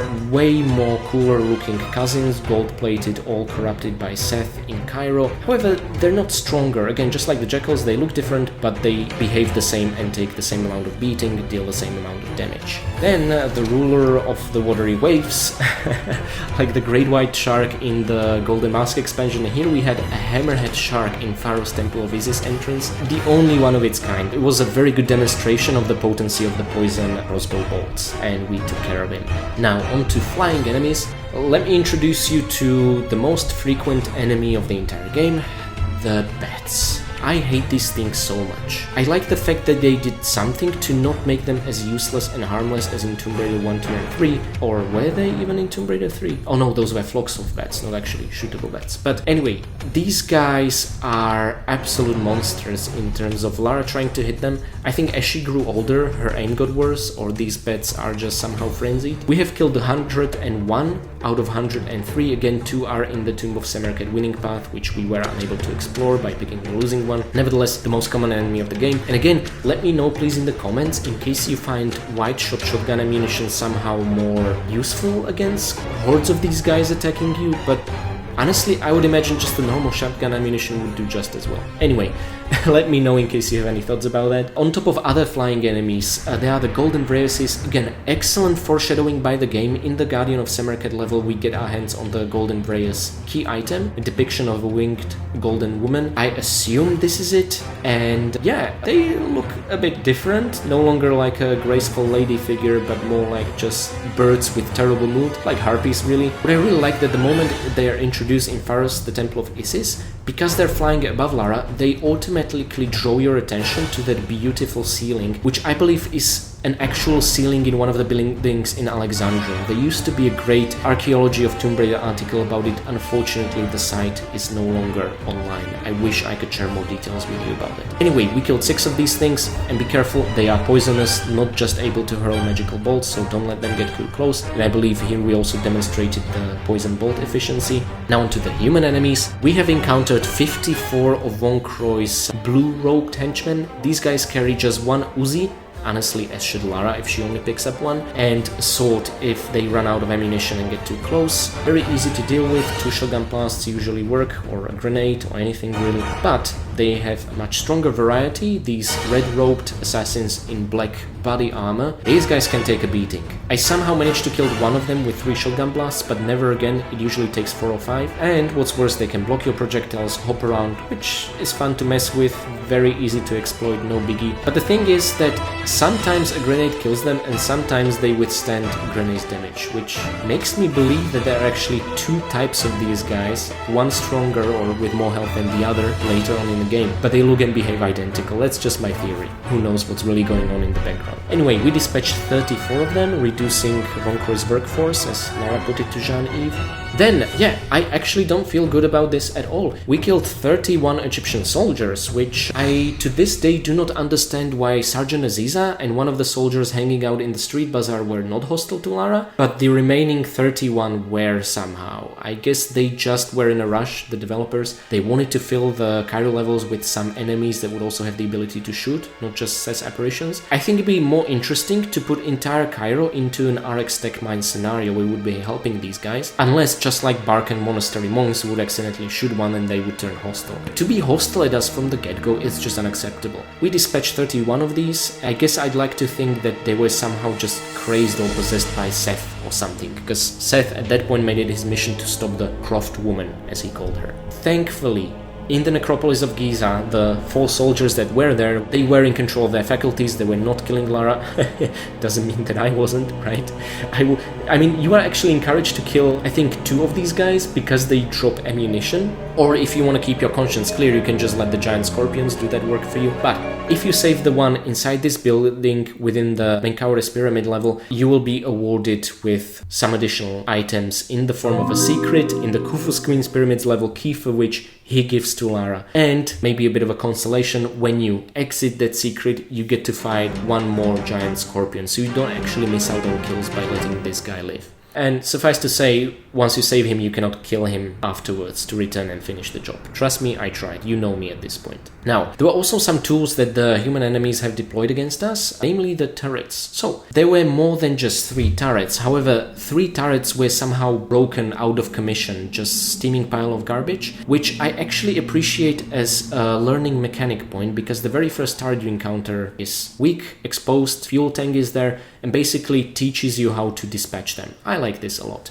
Afterwards, we encountered 2 more that simply were not working and were broken, waiting to be fixed, but alas, Lara got there first and blew them up. And mind you, you already noticed before that I counted the 7 fuel storage tanks as breakables. That's because there are 4 more turrets. These ones are actually fully functioning. And then as Lara carries a specific key item, which is basically identify friend or foe ID from one of the dead soldiers, they will be firing at her because she's not one of the personnels. I don't even want to imagine how many civilians in Cairo these things killed. Anyway, by destroying 7 fuel tanks, the game will then trigger explosion for all 7 turrets. So I'm counting them both as breakable objects and as kills. Now, one piece of machinery that we did not manage to break, and actually if we would, I would consider it a kill, is the truck with Ahmed inside, our treacherous guide through the Valley of Kings. So the reason I'm considering this enemy, as I explained in my LP, is because Lara aims guns at it, and it has a shadow, it casts a shadow. Therefore, it's a living creature in a sense. However, you cannot destroy it with any weaponry. So that's why we did not kill this truck, so to speak, or Ahmed inside. And this leads me to another point, more mechanical enemies, like the ones encountered in the Lost Library of Alexandria. These guys are interesting. As explained before, you cannot destroy their gems, you can only deal HP damage to their gems before they collapse and are dead. So there were 6 of these foot soldiers were encountered normally, we managed to destroy 3 of their shields. However, if you remember, there was one special one which mounted a beautiful bronze horse. I am keeping this count separate, I'm just gonna call him a mechanical horseman. I believe he was also displayed in some of the breakable urns or vases in the Lost Library. It's a 2-stage fight. The one on the horse is unique, and then once he dismounts, once he takes enough damage to fall from the horse, he's just like any mechanical soldier, right? So I'm not sure if the game will treat it as 2 kills. I'm treating it as only as 1. I'm gonna treat this guy as a boss because he was able to mount that horse. Now, similar to Ahmed's truck, there is Golden Lara. Golden Lara is another, well, she's actually a killable enemy, unlike the truck. But the moment Golden Lara dies, so does the real Lara, so you'll be unable to continue in your journey. However, I have made a mistake and I apologize most profoundly for that, and I don't know why it didn't occur to me at the time. I did not include Golden Lara as an extra unkillable enemy in the in-game and the sort of sliding statistics for Cleopatra's Palace's second visit. So actually my scrolling text there is misleading. Golden Lara is an extra unkillable enemy. She casts a shadow, Lara aims at her just like on the track, and actually she has health, just not immunity like Ahmed's truck. So she's another enemy I consider into the total number, but we did not kill this one particular enemy. Now on to undead enemies. We have killed 12 out of 19 mummies. Simply put, the first 7 mummies we encountered, we didn't have explosive ordnance to deal with, and unlike skeletons, you cannot blow them down with your shotgun. You can make them fall, but never fall from a ledge enough to shatter. Until you come back with explosive ordnance or use an all weapons cheat, you cannot kill 7 of these things, so 12 is the highest number out of 19 the legal way. And talking about skeletons, there they are the basic variety found only in coastal ruins.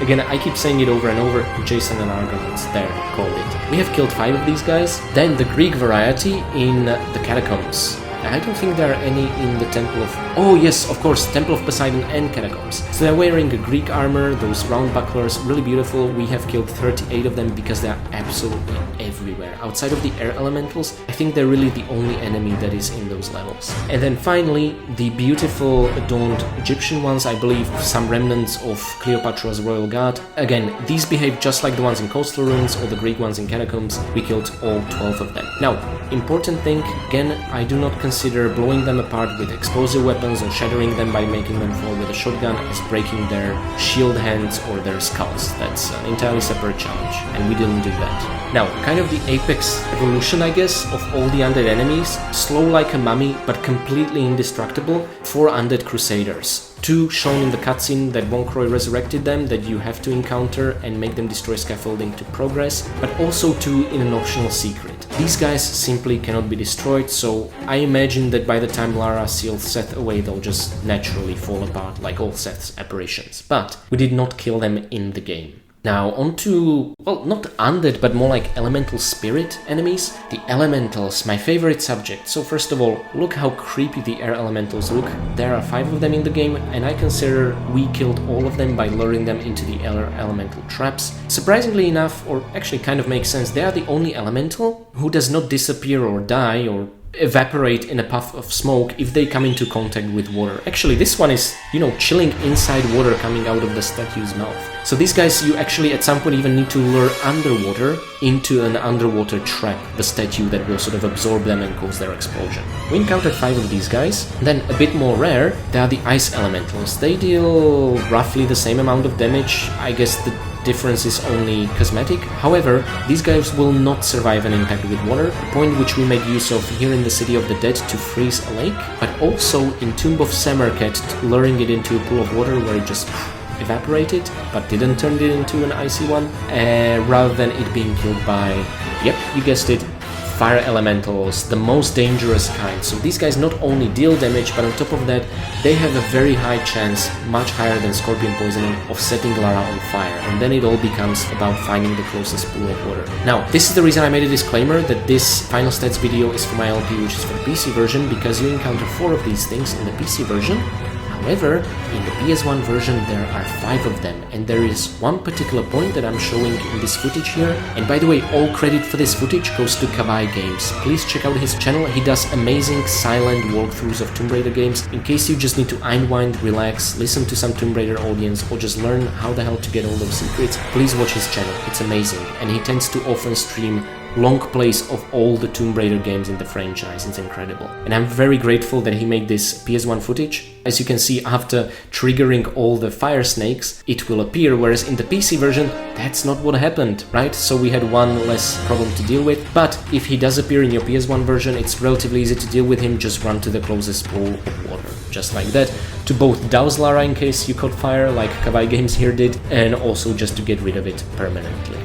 Now, back to more mythical foes, there's Amit, the Devourer of Hearts that we encounter in the very final level, the Temple of Horrors. I know she's placed on 3 separate floors 3 times, but we kill her once, and you can kill her an infinite number of times, and let's just pretend that it's Amit, the same one on every single one of those floors, right? Because it's kind of supposed to be. Again, as per my disclaimer, every enemy you can kill infinite number of times, I'm only counting once here. I do like how cute she looks, and it's quite a drastic departure what they did in Temple of Osiris, Lara Croft spin-off, where she chases Lara and Carter across the levels. Yeah, here she looks like a docile, cute animal. I love actually making comparisons between Temple of Osiris and The Last Revelation, just 2 different takes on ancient Egypt in Tomb Raider franchise. Plus Lord's Gate passages in Tomb Raider 3 and the Egyptian levels in Tomb Raider 1. It's fun to compare those. Next, these absolutely terrifying things, simply because they have these beautiful golden masks that are completely expressionless, but they grunt like monsters, and something about this combination just absolutely creeps me out. These Guardians of Cleopatra, Cleopatra's Guardians, I don't know, I think they're not guarding Cleopatra anymore, they're just guarding the pieces of the armor of Horus. But these guys have magical staffs from which they shoot. What makes this fight so tough and draining on health is that you are battling 2 of them, and they can take quite a beating. If I'm not mistaken, it takes 7 grenades, 7 explosive arrows to bring them down. Afterwards, in a much easier fashion, simply because they have a long waking up animation and also you encounter them individually, they are I think I referred to them at the time as Menkaure's Guardian, but I think more appropriate would be to call them Wind Guardians, because they guard the wind shaft keys, always adorned with a star icon, right? So that's what they are guarding. We dealt away with 2 of these Guardians, which are identical to one another in Giza, and then, oh boy, the seemingly unkillable mechanical Minotaur. However, we found a very creative way of dealing with him, and that's by running over a small part of the tile he's standing on with our bike. I can't begin to tell how immensely satisfying it was to kill an unkillable enemy.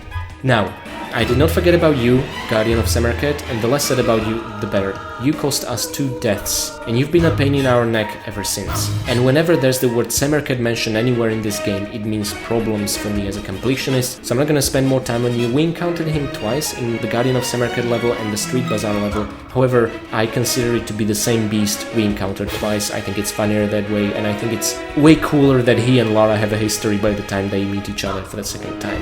However, I could be proven wrong because these Guardians of the Sphinx are there twice. So, could be there are multiple Guardians of Samarkand, I don't know. But if that thing had a whole level named after it, I think it's unique. Anyway, these guys, again, unkillable, exactly the same behavior as the Guardian of Samarkand. Thankfully, there are 2 cages nearby in which you can trap them and get them out of the way. And actually, you don't even ever have to wake these 2 guys up. They can just chill where they are as long as you don't step on very particular tiles in front of them. So, they're not as much of a headache as the Guardian of Samarkand, but they look more powerful, but they deal actually the same amount of damage. The change is purely cosmetic. I really like how they look, and I don't hate them as much for obvious personal reasons. And finally, what it's been all about. My weak cousin is once again returned to the stars, and it is I who shall rule over this world once more. Come forth, and you may bow before your God, before he extinguishes your worthless life. Seth. Guess what? We killed 0 out of 1 Seths simply because he's unkillable. This boss fight is not a boss fight, it's just us escaping from a cavern whilst trying not to use health packs whilst getting shot at. One thing I didn't really do in this boss fight was when he was firing at us from air, because he glides on his wings and then shoots constantly. I could have tried to use more revolver shots to blow him off the sky, and maybe that is a good strategy, you know, as you're climbing up, stopping sometimes, shooting Seth a couple of times with the revolver and continuing. Maybe that can minimize some of the damage you're taking, because then he would have to get up all over again. Could be interesting. I'll put it to practice whenever I'll be replaying Tomb Raider 4. Nevertheless, we did not kill this guy, unlike pretty much all the previous bosses in Tomb Raider franchise. Very frustrating, and the less said about this terrible boss fight or escape from a supposed boss fight, the better, in my opinion. So, that takes us to, again, the total kill screen. We have killed 499 creatures that were hostile to us, so enemies, really, out of 558. On top of that, there are 9 neutral creatures, out of which we were able to kill 7. And by one of those neutral creatures, I mean the soldier we saved over here, and also Golden Lara. Golden Lara is not a hostile. We just decided not to kill her so that we don't kill real Lara by extension. So that takes us to the total of 506 real kills. Now, of course, there is an infinite possible number of kills. However, what I think is more interesting is just to see those kinds of enemies taken into consideration. Therefore, strictly speaking, we have killed 506 out of 567 creatures in the entire game. 506 is not a number to be ashamed of, however, we did not top Tomb Raider 3, which had 513 kills, and not even Tomb Raider 2, which had 516 kills. But see how these numbers are also clustered together. Tomb Raider 2, 3 and 4 really have a similar number of enemies, but given how long Tomb Raider 4 is, I feel it's not as enemy heavy, because the game is at least 33% larger than Tomb Raider 3. Making this many enemies cannot be good for Lara. It is almost like some justice of the gods intervened to punish her a couple of times. We are of course talking about the deaths category, which in this particular video is gonna be relatively short because we did extremely well for such a long Tomb Raider game. However, I still did not manage to achieve my dream of making a deathless Let's Play. On the other hand, I feel like that would really detract from how enjoyable that Let's Play would be, wouldn't it? If you'd expect it to be deathless at least, it wouldn't be quite as exciting, would it? So, guess who was responsible for the very first death? And I really thought we have a real shot at this being a deathless run. The Guardian of Samarkand, of course, in the level dubbed the Guardian of Samarkand. In case you didn't watch my Let's Play, this is what I meant by us and this beast having a personal history. It is so incredibly difficult to try him to knock down that door, and this is what I've been trying over and over, and you wanna know the best part? We succeeded! Well, now you knocked down the door and you knocked out. So, yay for us. But as if this wouldn't be enough, just when I was about to wrap up the level and reach the level exit after picking up the last remaining secret, we dropped down and there he was. Impaled us, we couldn't move. He literally impaled and grabbed Lara all the way to the wall where he probably shattered her pelvis or something. It was the final insult to injury from this guy, but I'm gonna take solace in the fact that we'll never ever have to look at this guy again right after this slide. There we go. Now this death took me completely by surprise. It never happened to me when I was practicing for this level ever before that, but I'm kind of happy it happened because we never really died on a bike. Imagine Jean-Yves finding Lara's gips all over the place and also his favorite bike. Oh my. Actually, let's not imagine that. Instead, let's laugh at the absurd gore that this death is. All it takes is a couple of meters and the bike will explode. Not unlike the snow scooters in Tomb Raider 2. However, to be fair, in this particular instance, we slid off several stories of a building staircase and plummeted to our death. It was kind of deserved, but unexpected, but funny. And for the final death, this was in Giza, and in underneath the Sphinx level, we have actually miscalculated a jump by just the slightest amount. Lara wouldn't grab it after all, and she plummeted, screaming to her death and broke her neck. This brings us to the total of 4 deaths. There is Von Croy mourning her loss, and you know what? I find it really ironic that whilst she sealed off Seth in a way sealed her inside the pyramid. There's his effigy on that stone. I think this was intentional, as a bit of an irony. Seth, however, does not have the privilege of an entire excavation team trying to excavate him, as will be Lara's case during Tomb Raider Chronicles, but later about that. All hope was not lost, however, as in his infinite wisdom, or as skeptics would say, in his infinite laziness, Horus has allowed us to save and load as many times as needed. But this is great news for PS1 players. The save crystals were ditched. If you noticed, I did not include them in my items and pickup statistics simply because they do not exist. And Tomb Raider 4, just like Tomb Raider 2 on PS1 versions of the game, can be saved and loaded freely, which I cannot begin to tell you how amazing that is. I maybe just wish it would have more save slots than it has available, especially given its non-linear nature and potential to break the game and lock yourself out of progress, but at any rate, it's a definite improvement. So, thank you, Horus. Seeing how many times we have saved is another metric to see how we did overall in the game, outside of the health pack usage and the deaths. However, in order for this to make sense, let's look at how big the game is from another angle. There are 63 levels for Tomb Raider 4. Now hold on a sec, let's be fair. There really only are 35 unique levels in Tomb Raider 4, plus 28 levels revisits. 9 of these, for example, or actually 8 of these, are coastal ruins because overall we were there 9 times, right? Just to give you an example, that's the most extreme guilty subject of this non-linear revisits. But Tomb Raider 4 has 35 unique levels, unique maps, unique instances to go through. In comparison, Tomb Raider 1, 2 and 3, and I am including Lara's home tutorials as their own individual levels in this count, because it wouldn't be fair not to. Tomb Raider 1 has 16 levels, Tomb Raider 2 has 19 levels, and Tomb Raider 3 has 21 levels like this. Tomb Raider 4 has 35. So my rough estimate that Tomb Raider 4 is about 1/3 larger than Tomb Raider 3 is actually really accurate. Keeping this in mind, and my rule that I tend to save at the end of every level, or in the past I used to do it at the beginning, but it turns out at the end is much more appropriate, so we don't waste a single second from the time count of the next one. We have in fact made 64 level end saves. Now, why would we make 64 when there are 63 instances? And there's a simple reason for that. In Angkor Wat, I made 2 saves because of tackling the easy version of the Race of the Iris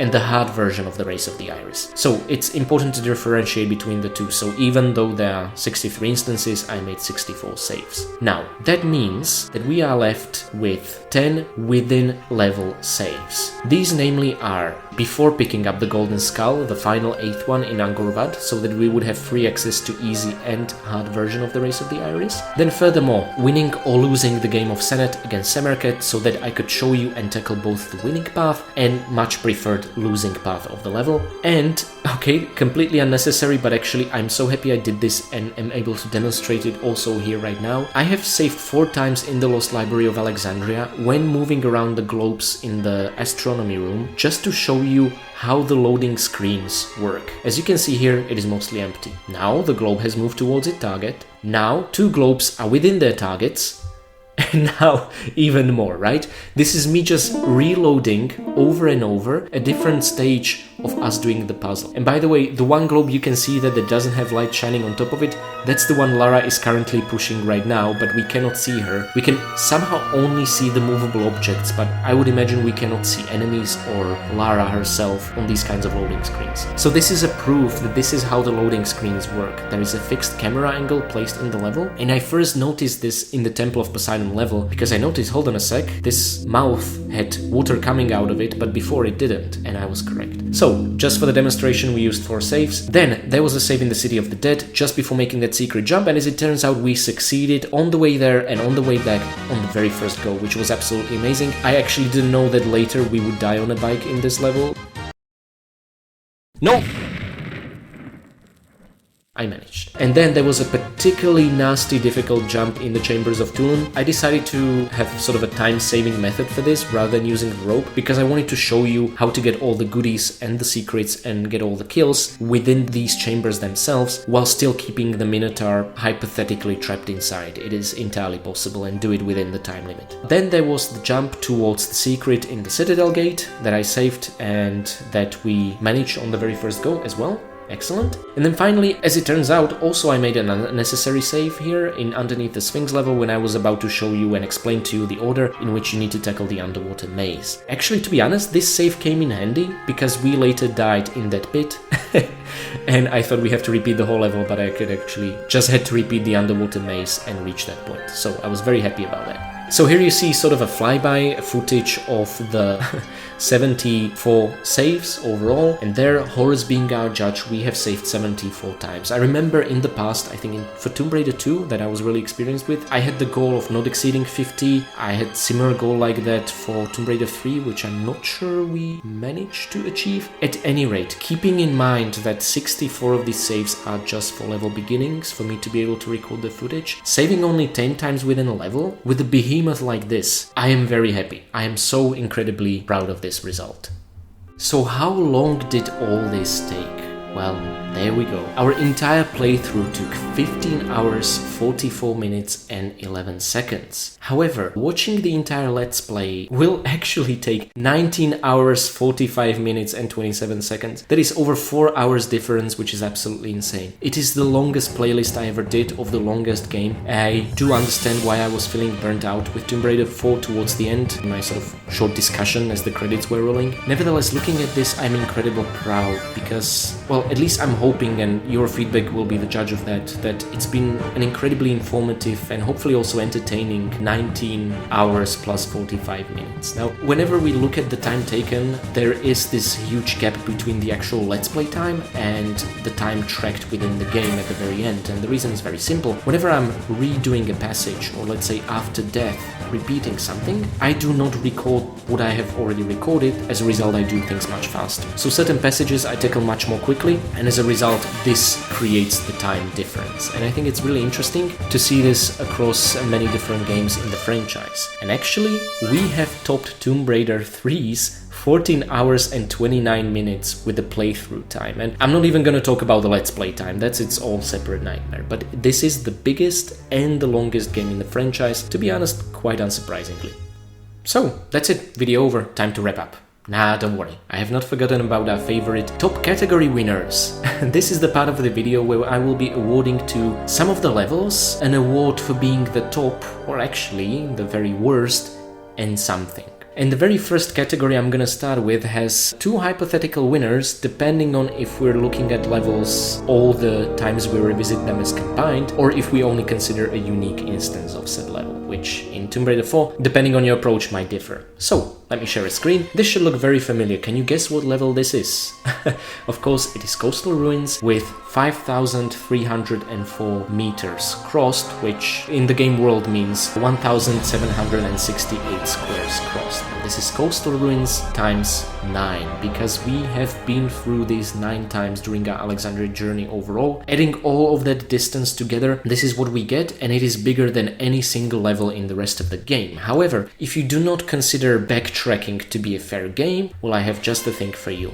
This isn't hard to guess, come on, you know this guy, you know him from FMV cutscene, you know him that whenever I say his name it means complications. This is of course Semerket, and his tomb is the largest unique level. Unsurprisingly, I believe it's also the longest, as we can see. It is actually 4,661 meters big, which translates into 1,500 squares basically, and just over an hour is the pure time it took to me as an experienced player who practiced the level, but also stopping to appreciate the scenery and labor on and on and on. That's how long it took me to go through the more challenging and longer losing path. I do not care about the winning path, that's not what's important here.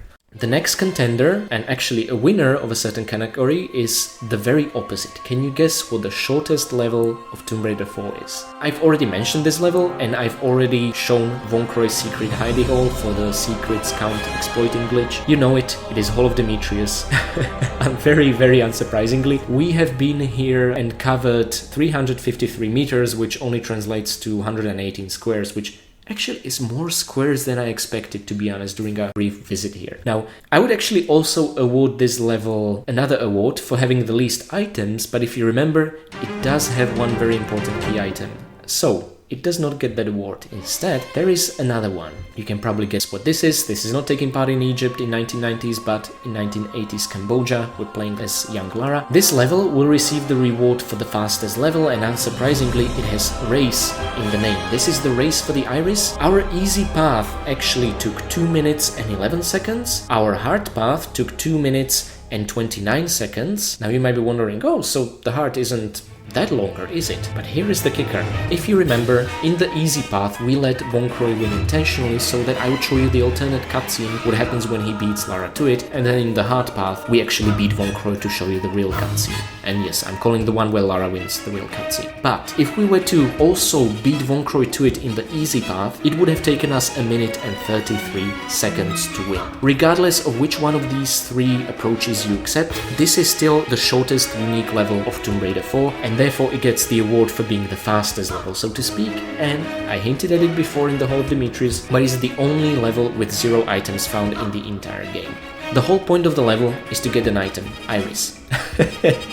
And we end up not getting it and with 0 items. And as we find out later via Tomb Raider Chronicles, Von Croy not only survived that, well, we already know thanks to Tomb Raider 4, but he actually got his hands on the iris which Lara stole from Von Croy Industries long before Tomb Raider 4, where he already hates her, and before Tomb Raider 3, where she keeps it in her trophy room, just as an interesting detail. Later in Tomb Raider 4 and Tomb Raider 5, Revelations and Chronicles, this interesting artifact will be expanded upon. It is a so-called iris. There is an evil big company and a rich evil guy who really want to get their hands on this, but yeah, I'm not going to be spoiling the plot of the following games. For now, this was one of the first artifacts Lara has discovered when she was a child, suffered a loss of a close person over it, but now she has it stored here. So she had it during Tomb Raider 1 and 2 as well, we just didn't really see it. Thank you for that foreshadowing past me from 6 years back. I wish I could tell you what's up ahead in your life, but that would be spoiling. Now, sticking with Von Croy and young Lara, guess what level this is? This is of course Angkor Wat, it's no mystery, and what it gets an award for is for the level with the highest number of secrets. This is hardly surprising, 8 secrets because of the 8 golden skulls being encountered here. If it wouldn't be Angkor Wat, it would be, not gonna surprise you, Tomb of Semerket again, with 7 secrets, but it wasn't meant to me. Honestly, I'm glad we're talking about something other than Tomb of Semerket. Or are we? Well, unfortunately, Tomb of Semerket, you are eligible for yet another award, and that is being the level with the highest number of items. Now, you can only get 40 out of 45 items, because 5 of these items you will miss out on if you take the losing path with more items. These are placed in the winning path and are therefore unobtainable. Maybe someone can corner glitch and somehow access both, but we're talking about legal means of getting stuff. Now, I'm not saying if you want to play your game differently it's somehow illegal, not at all, but I'm just trying to show you what was sort of intended by the developers in a way. So, there we go, 40 out of 45 items, no other level is that generous, but it's very well deserved given how dangerous it is, and also given it's the largest unique level in the game. Now, remember we introduced a completely new category to Tomb Raider 4 Final Stats video, and that is breakable objects, and guess what level gets an award for having the highest number of those? You guessed it, no, it's not Temple of Poseidon, these are the good old catacombs. Now, here's the interesting thing, depending on what you consider a breakable object, we can just go with us breaking 61 out of 61 vases in this level. That's it. Simple, clear cut. No other level has this many breakable objects, and I attribute all of that to those small white bases. However, if you do count body parts, there are plenty skeletons to go here. There are, I believe, 26 skeletons. Each has a breakable shield arm and a skull, which we didn't manage to get either of those, nor did we care. And again, blowing them up with a grenade launcher, I do not consider breaking objects on their body, because that triggers a death animation. Mechanically, it's a different thing. So, if you want to count body parts as well, and again, I'm leaving this intentionally as optional, if you want to count that, we have broken 61 out of 113 objects broken. So, it has the highest potential of any level for breaking objects, and also is the level in which we, in our playthrough, broke the highest number of objects. But of course, if you want to break every single skeleton skull, and somehow their shield arm, I really would need to study that technique more, then go for it. Catacombs is gonna be the winner regardless. Again, breaking objects, very satisfying for me, but not as satisfying for Bloodthirsty Lara. So guess what level gets the award for highest number of kills? Ta-da-da-da! It's unsurprisingly a boring, dark, muddy, repeated corridor. I am of course talking about Mastabas. We have killed 66 enemies, no other level has this many enemies, and this can be simply attributed to the fact that there is a whole army of bats and scorpions in here, and the dogs, and mummies, and dogs, and bats, scorpions. Oh, and did I say dogs? And I'm sure I forgot to mention bats. And then there are mummies, and there are also scorpions, over and over in those same rooms. Again and again and again. I think that's as much attention as this level deserves for me. However, it does get another award, which is very unsurprising, for being the level with the highest ammo consumption. If we're to use, let's say, Uzis in a different level, I believe our ammo consumption would be much higher, but here we pretty much pistoled and shotgunned our way through, and shotgun actually kept the ammo consumption really low, and yet still Mastaba stopped everything. That's how repetitive they are. So, enjoy your award level, but I'm not done with you yet. And it turns out I'm not done with the Guardian of Samarkand either, because you, and I'm not talking about the level, I'm talking about you specifically, you the beast, get an award for causing the highest number of deaths. Yes, we have died twice in the Guardian of Samarkand, since we only died once in City of the Dead and Underneath the Sphinx. This is the level which gets the award for higher number of deaths. I was being too optimistic when I said I'm not gonna have to see you ever again, because there you are again, Guardian of Samarkand, there you are, haunting my dreams. Well, more like nightmares. I am not done with the awards, however, as I have 2 more awards to give. Now, I really wish I would have thought about this earlier, back in times of Tomb Raider 3 and the Lost Artifact expansion, but alas, I'm tackling things when I think of them. Cannot really do things earlier. The 2 awards I want to give are, first of all, the least favorite level of the entire game, and then second of all, the most favorite level of the entire game. For the least favorite, we're gonna return to a level we mentioned just a short while before, and that is Mastabas. There they are. I was actually really deciding between Mastabas and the Citadel level, the final level of Cairo, because Citadel literally has everything I hate in one place, but I do have to concede that Citadel is at least a better put together level with more effort put into it, and some, even though I don't like them, original ideas like the spiral shimmying or the ninja holding the fire trap lever in place until you kill him and he releases it. There's just some effort, some thought and some new ideas put there. However, I cannot say anything like that about Mastabas. Mastabas are the same room and the same corridors put together 14 times with the same enemies, the bats, the scorpions, the mummies, the dogs, over and over and over and over. It has a nice little puzzle at the end, but by that point does nothing to redeem the slog that this level is. I never wanna play this level ever again. It is so low effort, and I think it's the real manifestation of the developers burned out. Nothing says it as well as this. Again, I think I described it before when we played it in my LP, but it's like having a feverish nightmare that just keeps repeating over and over with no end in sight, and your fever is running high and in this lucid sleep in the middle of the night, sweating profoundly. That's basically how I feel playing Mastabas. So Mastabas, enjoy. You get the worst level of Tomb Raider 4 award from me. Now, enough about Mastabas. What about the best level of Tomb Raider 4 award? I think this is something that we are all looking forward to much more. Well, again, it will come down to whether we are talking about a single instance of a level, or I'm not talking now about revisited levels, but I pointed this out a couple of times when playing Tomb Raider 4 that many of its levels feel like they should have been one level, but they were split, in my theory due to memory constraints, of some weaker hardware, like let's say Sega Dreamcast as opposed to medium-range personal computers at the time. So it really comes down to whether we are talking about level as marked by the game, or what is essentially the same level even though split into, let's say, 2 or more instances. So, I guess I'm gonna give the award to both types of levels. So let me start by the safe one, and that is... Remember, the Great Library was very much like a university to ancient Alexandria. It will be full of knowledge, puzzles, and invention. You will need quick wits to get through. Good luck, my friend. The Lost Library of Alexandria.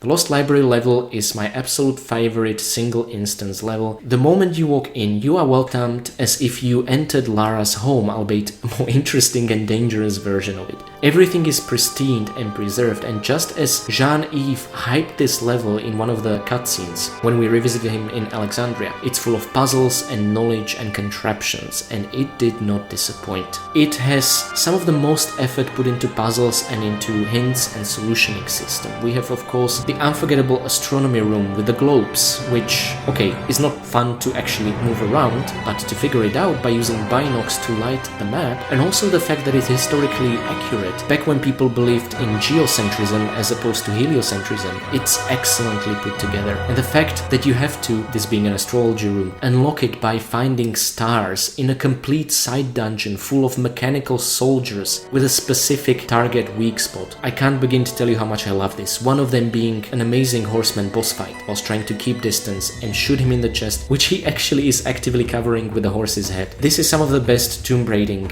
in the franchise, in my opinion. And yes, we all hate those spinning gears when trying to climb up and down the slopes, but some clever platforming, you can completely avoid them, and a couple of times you just need absolutely perfect timing, which I did not manage to achieve in my LP. But we still beat the level without using a health pack, and that's what really matters. The fact that you explore the side rooms, find out later how they're interconnected, you find another key item which is readable. You know I'm a sucker for these, which gives you a hint about this fire snake's room, although I wish its placement and obtainability just would be there from the get-go. At any rate, I love how everything is interconnected, I love the memorable lion head slides, I love the secrets, I love us having to burn the floor. It's just one thing after another. A couple of close calls with fire elementals, and by the time you finally reach the musical scroll and play the tune in the musical room to open the path,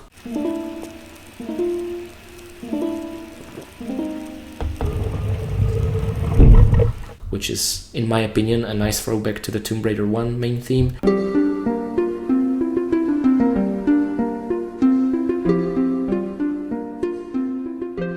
I feel completely satisfied. Again, I believe Hall of Demetrius should really have been part of this level, but even if it wasn't, I don't think it would necessarily add much or subtract much from my enjoyment of this level. There's just a side corridor with a key item, although amazing cutscene, and a very cool secret which connects to entirely new levels, something we haven't seen in the franchise yet. So really, even not counting Hall of Demetrius, Lost Library is my favorite single unique level.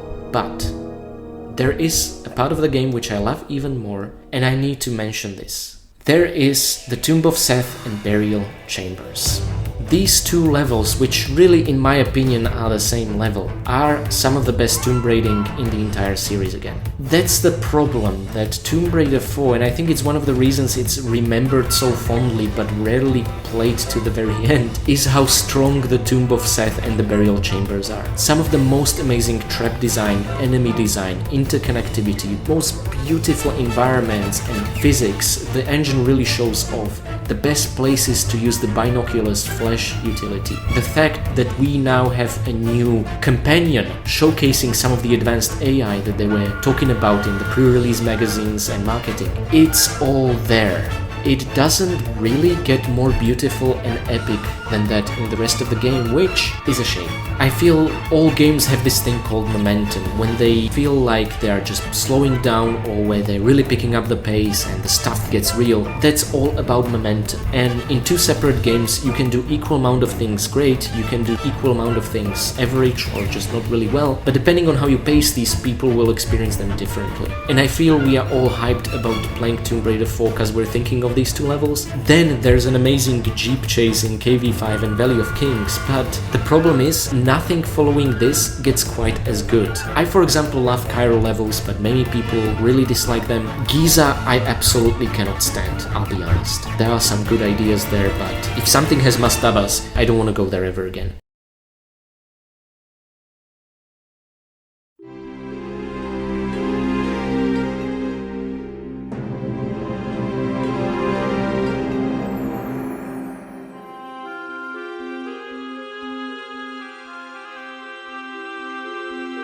the game starts very strong and just ends very poor, in my opinion. So, Lost Library gets the award for being the best level. If we are talking about combined levels, it would be the Tomb of Seth and Burial Chambers. So that concludes our awards category. And unfortunately, it also concludes the video. Or should I say fortunately, because there are great things on the horizon. But first of all, thank you so much for bearing through such a behemoth of video. Every single effort I make to make these Final Stats videos short fail miserably, but as a result, it ends up in potentially me sharing more information with you. And to be honest, after spending this much time with one video game, I somehow just feel entitled to share everything that's on the top of my mind about the game. So there you have it. Hopefully some of it was useful, some of it was just entertaining, and you know, maybe it will inspire some of you to just go and have your own playthrough of Tomb Raider 4. Let me know how that went. We might encounter some differences, or maybe one day make your own guide or walkthrough or let's play even. We are all making contributions to the amazing Tomb Raider community, and it just feels so incredibly accomplishing to close off and complete and completely dominate a game of this magnitude. It's incredible. Now, I did mention things on the horizon. We are gonna be tackling the Times exclusive level next, and don't worry, I'm not gonna be making a Final Stats video just for that level. I'm probably just gonna end up including a slide with some additional information that the game doesn't show you about this level. We'll see if it's gonna add any value to it. I'm looking forward to the Times exclusive level. It's short, it's sweet, and it's absolutely beautiful. And if you ever wanted to play through the Tomb Raider 4 main menu flyby screens, the Times exclusive level is kind of that. Half of those screens that are in the main menu of Tomb Raider 4 are actually areas within the Times exclusive level, and it's absolute joy to play through. After the Times exclusive level, I'm thinking about what to do next. I feel like I should maybe take some break from Tomb Raider franchise and so on, do some side projects. I know many of you want me to tackle Painkiller Overdose. There are adventure games I want to tackle. I've been toying around with the idea of Mass Effect series. However, the year is 2023. I have started working on my Tomb Raider 1 Let's Play in the year 2014. I think it was November or something like that. And I'll be damned if I'll miss not doing Tomb Raider Anniversary Let's Play on 10th anniversary of my very first Tomb Raider 1 Let's Play. That just cannot happen. Which is exactly why, after the Times exclusive level, I'll prioritize tackling Tomb Raider Chronicles.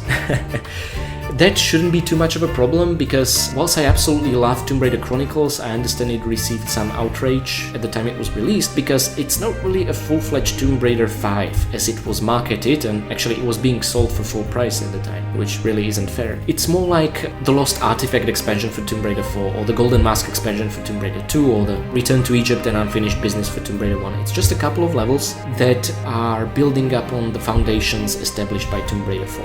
That's all Tomb Raider Chronicles is. And then, of course, the darkest, literally and figuratively, chapter of Tomb Raider history, the Angel of Darkness. Now, I am absolutely terrified of this game, but I feel I owe it to the franchise to tackle a Let's Play of Angel of Darkness as well, and to clear the path for Tomb Raider Anniversary. Now, I'm running out of time. There's a year and a half for me to do it. I'm not sure if I'll be that good, but if I'll manage to keep regular release schedule, then I will, and we'll see how that will go. So wish me luck. I will really need it. And thank you so much for bearing with my ramblings for this long. Tomb Raider 4, you absolute monster of a game. Consider yourself mastered. Woohoo!